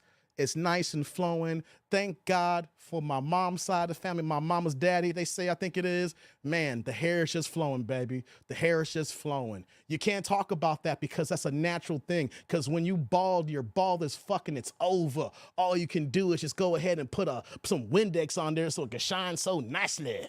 You know what I mean? So you're going to say, how cute. No, it's God's gift. You slow ass. That's a 15-year-old response. Talk about third-generation college. When you have hair like this, you thank God and your family for having good-ass genes. Oh, yes. Oh, yes. You know you didn't effed up, right? I know. You don't even, I don't give a fuck about your resume. I know you don't. And?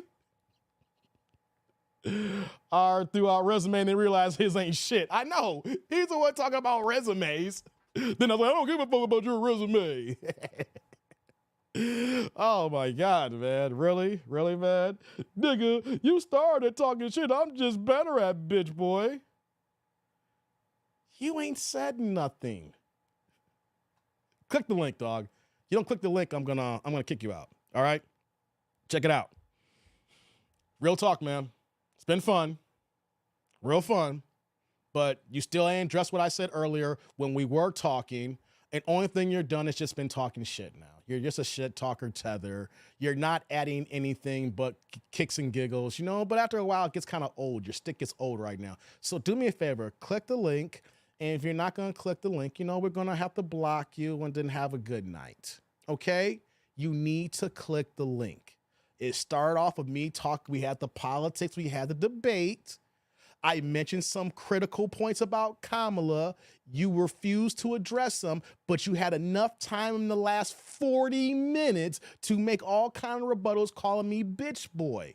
So as much time in the last 40 minutes that you want to throw insults, you still have not addressed the original thing, or at least click the link, which means day and time is not an issue because the day and time is right now, motherfucker. All right? You said pick a day and time. The day is right now. The time is right now. You've been here for 40 extra fucking minutes. The day and time is now. Shut the fuck up. Grow a pair of balls. Stop letting your mama or your girlfriend or your wife or whoever the hell you fuck with or your boyfriend, you know, whatever they're doing, tell them to stop cutting off your dick and let you come on and click the link. Okay? Stop with the fuckery and bullshit. All jokes aside. I'm not running out of jokes, but I'm just getting tired right now. I've been online for 6 hours. I will entertain you if you click the link. R's Vagtag, he is, man. R knows about hair, a man's balls, hair in his chin. Yeah, ball chin in. Tomato, nigga. Yeah, you ain't from America. You know what, though? That comment right there knows that you ain't American. He called you cute, Dave. Stay woke. I know, man. I know. The day he lost his hair, every man with hair was suddenly a bitch. Yeah, I know. Dave, you just mad at that busted condom he inherited from that non-Forgan family tree. Look at this. This good don't run the block yet. This nigga cutting a head and shoulders promo. That's the best you can do? No, we don't use head and shoulders over here, dog. You clearly are, you from Venezuelan, ain't you? You got, this ain't even you. It's not even your profile picture. You from Venezuelan. Your name is Miguel. Yo, that dude, Windex. You know what's up, man. Is R really getting mad? We're just here having a man-to-man convo, a little check-in here and there. He's not one of us. Hey, R, you're a tether. You're not one of us. He's a sim. Oh, Snip, too forgiving. His partner. Right, I know, right? I know. What you saying here? Nigga, you slow. I told you, smooth bread ass, that I ain't clicking shit tonight. Then leave, motherfucker. Why you still here? You know what? I'm going to get to the bottom of this chat. If you don't click the link, I'm blocking you. You still here, T&D? Yeah, I'm still here, T-Lee. Hey, y'all got me for a marathon on a Tuesday. It's going down on a Tuesday. Got your girl in feeling Tuesday. Hey, man, that dude, man, you know Macon, you know, that was Drake's artist. You know that dude's gay, right? It all makes sense. It's going down on a Tuesday, and this is that Macon motherfucker, this gay-ass dude that we've been messing around with for the whole night here. Yeah, that's what it is. Oh, hold on, I gotta shout out to Grits and Bacon. He's here with the $2 holler, man. That was BS. They was gaslighting him. Did I miss this, Grits? Salute, Grits. If I missed that, I'm sorry. Appreciate you, Grits. If it's a double, I've been on late tonight, man. Appreciate you. Salute, brother. Salute. Appreciate you. I'm still here, bruh. I did dip out for 20 minutes, and he's still at it. This is fun, First Gaming. All right, I'm all caught in the chat here. I got that last super. It's 11 o'clock my time. Only reason why I'm not messed up is because it's been late, but it's not been. Let me plug my phone up here. Got to charge up here. Check this out, guys. I finally caught in the chat here. I had a little delay. Not delayed, but I'm just playing catch up. I didn't want to be right on. I didn't want either of them, and the fact that then two are what we have to choose from says something about America. T. Lee, that's the point. Yeah, I know. That's the fucked up thing, T. Lee. We ain't got no choice. That's the thing. You only got two. We don't even have a relevant third candidate. We don't even got the independent we can say, oh, yeah, we can rock the independent this time around. You know? Okay, I'm all caught up. Yeah, he's irrelevant. Are you think you're going to respect Dave? Nigga? This will be your last night, nigga. I know. Check it out, R. I've been extra nice to you tonight. Most people get the clip. But the fact that I've been going this long in the debate and everything, I'm just having some fun tonight, guys. Y'all got to admit this was fun as hell. Sometimes you got to get rid of the trolls right away. And then sometimes you got to make the trolls an example of them. You know, make them look stupid. Make them look crazy, you know, and then, you could play their game a little bit, but then, then you go ahead and you just give them just a little bit of rope so they can hang themselves. And that's what this was tonight, guys. I didn't want to clip him so early, but he's about to click if he says something here because I'm almost done for the night. RFK has some good policies and ideas. He just sounds the Undertaker that smokes 5 packs a day. Yes, that's the thing. We're stuck in a two-party system, so we're literally going back and forth about two people who shouldn't be president. Let's just be honest.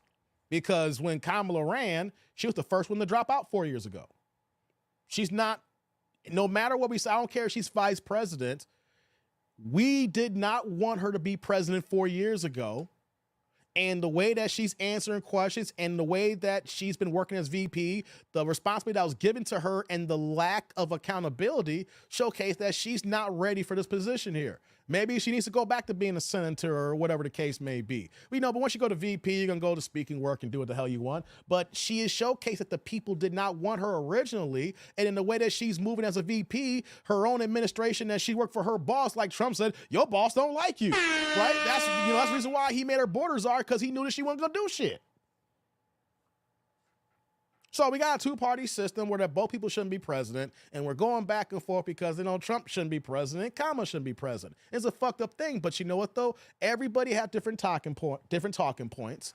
But the thing is, if we are FBA, foundational Black Americans, people, we can trace our lineage back because our family and our ancestors from above is the foundation of this country here. We have certain rights that we want for our vote. When I say rights, our vote has currency. They want to be in office and they are campaigning for certain things. Well, we're telling them for our vote, this is what it costs. You want this job, you have to help me get what we want here because you work in public service.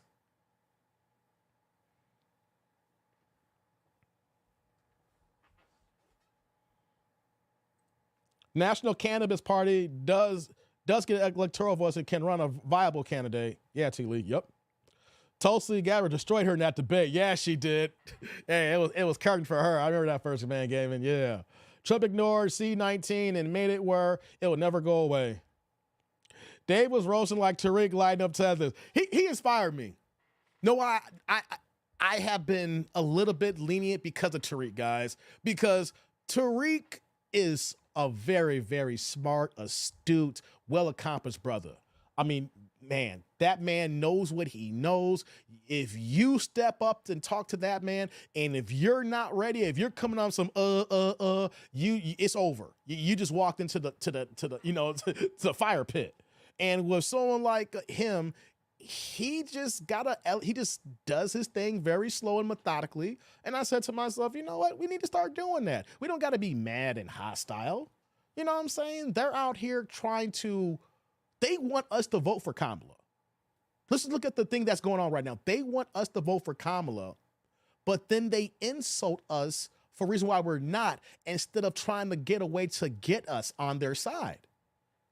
If you want us to vote for Kamala, the way is not to insult us and then trying to disrespect us for our way or saying what's the way to go to Trump, whatever like that. The entry barrier is, hey, why you ain't rocking with her like that? And let's talk about it. You know, you can get to me if we can have a conversation. And then, I mean, I done my homework. I ain't no dummy. But the thing is, like, if we had a conversation and you came at me with respect here, we can have dialogue to go out of here. But all the boule, all the rappers, all the tethers, when we say we're not doing it, they immediately attack. It's attack dog. It's cult-like. That is what cults do. You're either with us or you're against us. That's what cults do. And see, I was raised a Jehovah's Witness, and Jehovah's Witnesses, they're a fucking cult. I don't care what anybody's gonna try to tell me of you, whatever the case may be. I was in that joint. I wasn't born and raised, but I was technically born and raised. I didn't leave out of that joint until I was 29 years old, so technically say I had almost 30 years in that shit. And then once you wake up and then once you wake up and then you deprogram yourself when you've been involved in the cult, and then when you understand what cults do and you see other groups that are cults, it's easy to point out a mile away. And that is one of the easiest things to see when you know it's not about dialogue. You know it's not about compromise. It's about you got to be with us or you're against us. And if you're against us, oh, we're going to put the full-fledged attack on you and we're going to make sure we destroy you. So since you guys move like that, fuck all y'all then. Because since I don't agree with that, instead of you guys talking to me, you want to destroy me, disrespect me, denigrate me, anything possible to make me lower than a man it is because you already look at me like that because I'm a black man. So that's the problem with this two-party system. But Tariq, hey, I was watching how he's working, and I'm like, hey, man, that's what we got to work here. Let these tethers, let the racists, let the ignorant people hang themselves because they're not educated enough. We have to think 2 and 3 steps ahead because when we see them start talking and typing, and it's like, all right, then, and then let them keep going. And then when you get down to it, when we have a conversation that they're trying to attack, don't let them switch the subject. Stay on the subject and make sure they address it. When they can't answer it, then they know they do this going to go to insults. When you stay on the sub, if you can't address it, you lost, nigga. Oh, man. That was fun tonight. And each party is getting more and more extreme. This was kicked into overdrive when they allowed unlimited money into politics. Yeah, that's the thing. Because that's the thing that is people, black folks are missing here. People always want to point out the MAGA in the right, in the far right wing. The tiki torches that even Kamala brought up with their MAGA hats. That's the far extreme right. But they're ignoring the extreme left too as well. And the extreme left woke people are just as dangerous and just as racist too as well, guys. But for some reason, the Democrats done a good job of blinding so many of seeing that. People just like, oh, that's just Mike. You know how he gets. He's a social justice warrior. No, that Mike's also a racist too. I mean, she did call her boss a racist. Hey, she did do that, man. She did, and I was so shocked that she even got the play after she did that. I was like, yo, man, you're gonna have to kiss the ring, baby. She kissed that ring. She probably sucked Joe's dick, too. I believe January 6th event had Trump stuck for a minute. Yeah. Kamala's the prettiest happen bob in political history. Hoppin' bob. Yeah, you got that right, man. Hey. I understand why sisters vote for Democrats with all black women, specific benefits they get by the ton. But why on earth does a black man today think a Democrat vote is in his best interest? It doesn't, Zig. I was mentioning this the other day. I was telling someone this the other day, too, as well. At this point in the game right now, the Democratic Party does not represent me or look like me. When I say that, the way I talk, the way I move, the way I think, the critical thinking, just the way that I just want to perceive certain things, the way I look, the way I express myself. So I don't see that as a black man in the Democratic Party. When I look at all the male representation, only thing I see is weak men or beta men or alphabet community men. I don't see anything like us in the Democratic Party anymore. It's like, if you're someone like me, that's what I'm saying here, they go and attack us.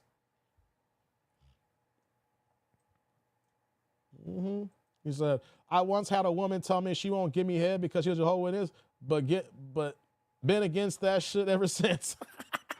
Hey, they suck dick, dog. You ain't supposed to. Hey, guys, y'all want to hear a Jehovah's Witness story?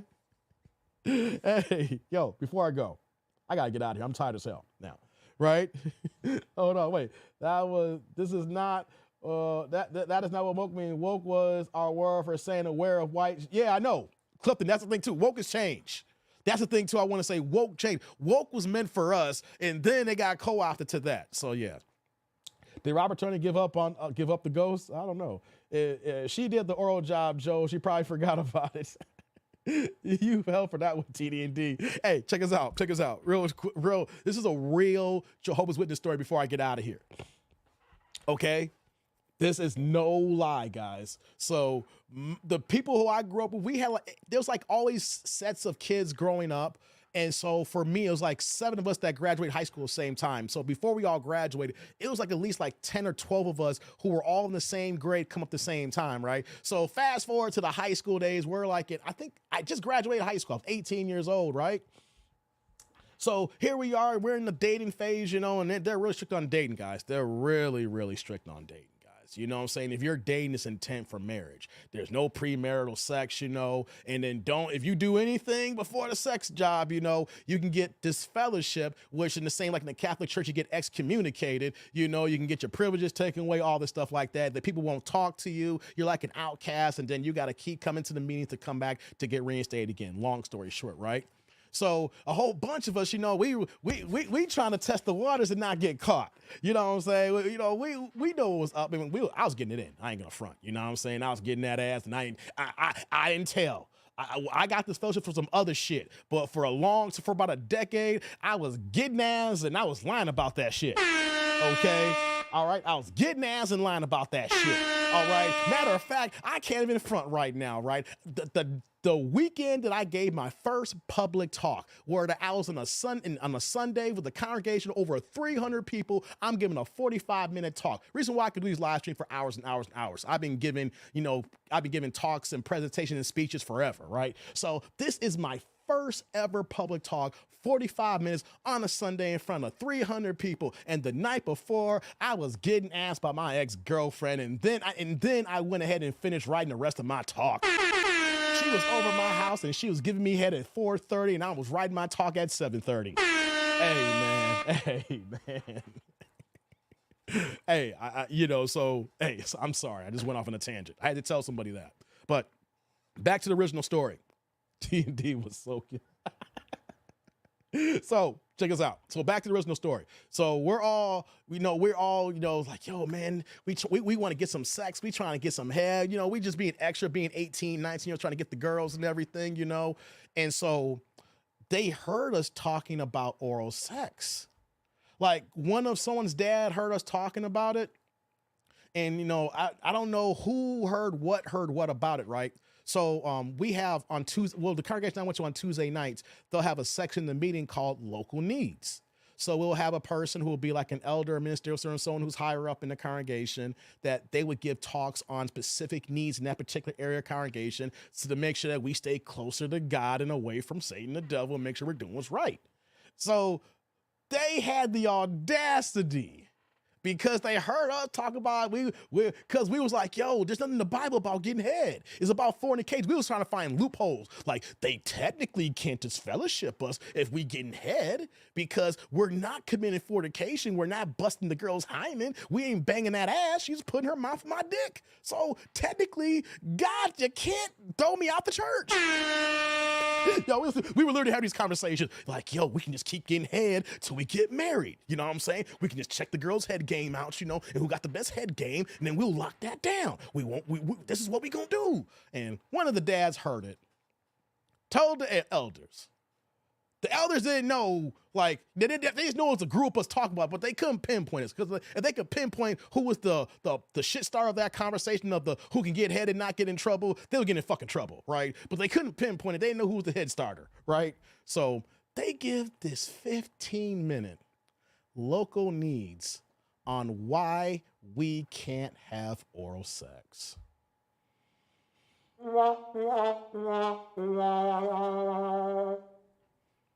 Real talk. Why we can't, and all of us, and we were all sitting there, and all of us, we were looking at each other like, no. I was looking at my cousin. It was like,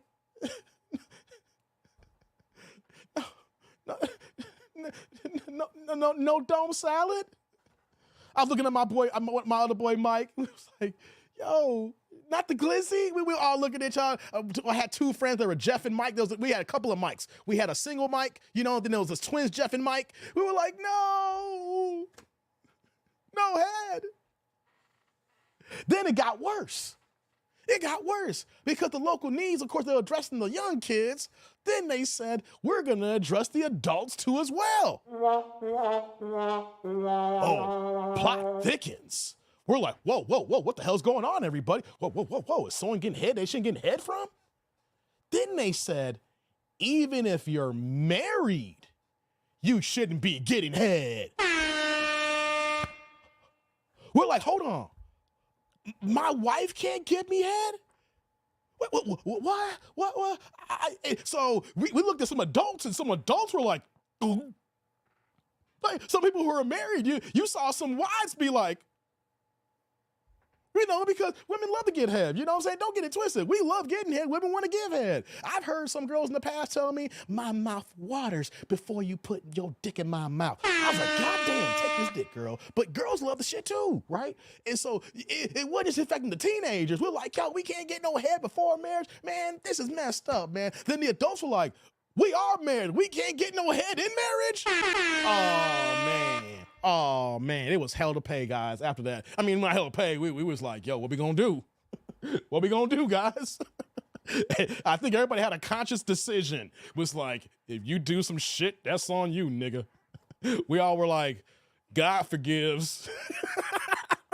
We were like, God forgives y'all. We're going to figure this out one way or another.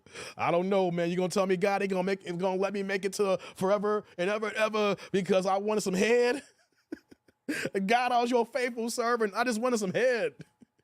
You know what I'm saying? You going to tell me I can't make it for eternity?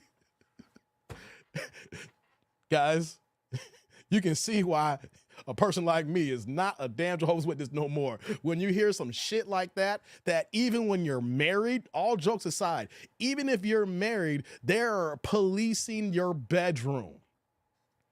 Even if you're married, they're policing your bedroom. And my thing is, I don't believe God polices the goddamn bedroom like that, okay? We're going a little bit too far here. It's one thing to say no premarital sex because, of course, we talk about that in the dating and reaction videos because women preserve their value by the less bias they have. Hell, it's a damn near impossible to see a virgin, but man, that is something that have that or have very little bodies, let alone. And then you're telling us that if we do the right thing and then we get married and you're going to tell us how we going to do our thing? Oh, man. Yeah, man. Yeah, man. He says, crazy part is she still rolled me while her tats bounced on my chest with each stroke, but she didn't give head. I guess that must have been the loophole. Oh, man. That crack your first man gave her. He said they wouldn't have seen me or know my wife. That was the thing. Oh, here's the thing. They said, this was part of the thing. If you are committing these acts against God or the things that you're doing here, it is in your best interest to clear your conscience and stop doing these things now because they're giving the talk now. But if you continue to do this, or if your partner or your husband or your wife continues to actually do this, then you need to report them to the elders so they can get some counseling. We all were like, who the hell gonna drop a dime on their wife? Yes, I need y'all to talk to my wife. She keeps wanting to give me head. You're gonna see a woman go turn herself in. I gotta throw myself to God because I can't stop sucking his dick. I can't stop sucking his dick. I'm telling y'all, man. We were all like, they gotta be serious. Yeah, I mean, this is the true story. I'm not making this up. Now, here's the thing. Some other witnesses gonna tell you that's not true. That makes no sense. I said, just to let you know, it was called a local needs meeting. So they'll talk about the needs in the location, that area. But here's the thing. When they have matters like this here, they would make a phone call to Bethel. Bethel's the headquarters. Bethel's in New York, right? They don't have that building now, but whoever's in New York, if you're going to Manhattan, across the Brooklyn, I don't know if it was by the Brooklyn Bridge, there was this big ass building at the top. It had the big old words Watchtower. Well, they used to own that building until they're involved in the big real estate shit too as well. They're not legit, yo. I can go on and on about the hypocrisy and backwoods shit of the witnesses, right? But they sold their real estate holdings for a lot of chunk of change. But you know, they got this big ass watchtower building up there in Beth, and then of course they had their main headquarters was in Bethel, New York at the time. I think they're still there. So when they're going to conduct a local needs talk like that, before they do that, they will consult, of course, with the head, like the presiding, all the elders were talking at in conference about this. But one of them might even, of course, make the phone call to Bethel to say, hey, we've been having this going on. We want to have a local needs talk. We want to confirm this is an okay talking point. And they'll give them the okay to go back. And then the PO will say, okay, who's going to deliver this talk now to another elder who's going to give that 15-minute talk? So the thing is, you're gonna hear by me telling the story, y'all gonna joke around. I heard y'all, the witnesses can't even give head, not when you're married. And then you run across some current witnesses, they're gonna say that's not true. But I'm playing explain to you that is a local needs talk, but they called more likely Bethel to get the approval to get that talk because other congregations maybe never even gave that talk to think that's a problem. See, every congregation would have their own local needs talks. It's even part of the program that they will set up when they're doing the theocratic ministry school. So they will literally have setups, for every month when people are giving talks that goes to every congregation. And so you'll literally say local needs. So everybody will give a different local needs talk. And sometimes they can just talk amongst themselves to give local needs, but then there'll be certain matters where they got to call New York. And when they call New York, they'll come back and all right, then it's confirmed. But some people say that's not true because their congregation never gave that talk because they didn't have 13 goddamn 18, 19-year-olds trying to find a loophole to get some goddamn head so they wouldn't get disfellowship for having sex. True story. Dave, she had an ex and said that she never gave him head. Yeah, she was a fucking former she was a former co-worker, and then she ran to the bank after damn, for real, Zick. Yeah, I think you mentioned to me a while back about her, man. Or unless you had more than one. I think you mentioned to me about her. Yeah, man. So that's not why I'm not a witness. Real talk, I'll say this right now before I get offline. I was not a Jehovah's Witness because the girl that I was talking to lied about us smoking weed. Well, I was trying to get that ass. Oh my God, we were hanging out and everything, and we chilling and kicking it, and then now I'm on my way out from being a witness basically, because I was basically done at that point, and she had a family that was witnesses, and she was trying to get in, and her black ass dropped it. She had a conscious matter that says I don't feel right about this, and told the goddamn elders. The elders put me in the room and everything. And said, Dave, you're smoking weed. I said, yeah.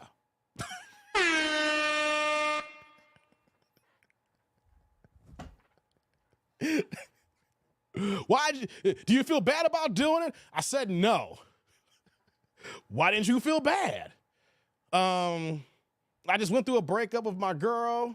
I thought I was gonna marry her and I was gonna do it the right witness way, and and now she's a hoe now. No lie. Now she's a hoe and she's on the cock carousel and she's fucking a whole bunch of niggas, and and it kind of messed me up because I didn't know no better. I thought she was a witness, but she wasn't a witness. She was a hoe. So she's fucking everybody now. So I just wanted to smoke some weed and said fuck it while I'm trying to mess around with this girl here. We're gonna disfellowship you, Dave. Okay. Long story short.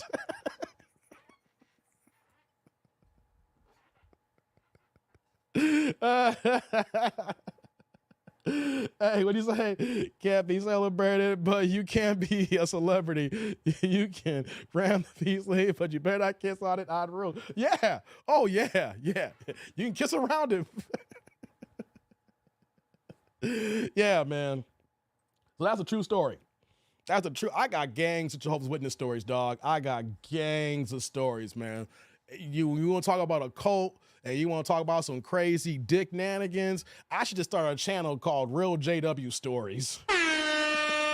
That would be fun as hell. I should like make content, and I need to write down all my stories, right, and drop videos, and then do a live stream once a week on guys what y'all want to answer questions about these goddamn stories. I told y'all, if you came up the way and the crazy thing, guys, the Jehovah's Witnesses now, the way they're moving, they couldn't move like that in the way we were moving in the 80s and 90s. The cats now, they be disfellowship now. They couldn't be no witnesses. I literally tell them when they try to knock on my door in the past and I tell them what I went through, they don't believe it because these new ninjas don't know how the game used to be. They've literally changed the organization so differently now. It's funny, man. You know. I think I'm about to get out of here now, guys. It's late. It is so late. I done 2 live streams. You know, we did the Trump debate, and then we was hanging out, you know, and that dude was being a nice little tether, you know. So I'm going to get out of here, guys. Let me go ahead. Let me see. Let me make sure I got everything right here before I go. Give me 1 second. We're going to get out of here. Your boy got to work. Your boy got to work in the morning. Let's see. Okay. Yeah. Got it. Yeah, thanks, man. Yeah, I'm out of here. I'm out of here. Thank y'all for pulling up to the debate. Yeah, we're going to shut this down. We've been here for another 3.5 hours.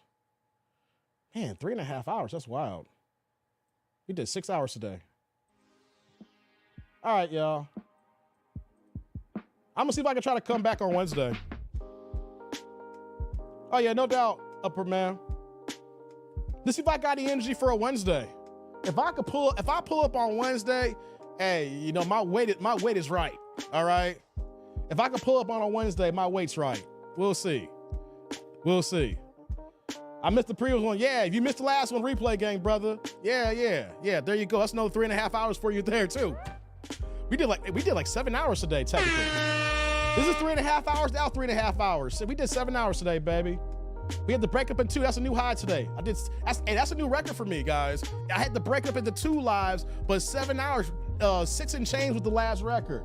Yeah, and I only took 10 minutes off. I literally, because when I ended the stream, it was 7:50 my time, so I literally was still working. I went and created the live stream and came back at 8, and we've been on since. Yeah, new record, 7 hours. The only reason why I'm quitting, because I got to work in the morning. I would still be rocking if I could. So, but I'm out of here, guys. Appreciate y'all. Hope y'all find the debate interesting, you know, and we'll run it back another time. I'm out, y'all. Peace.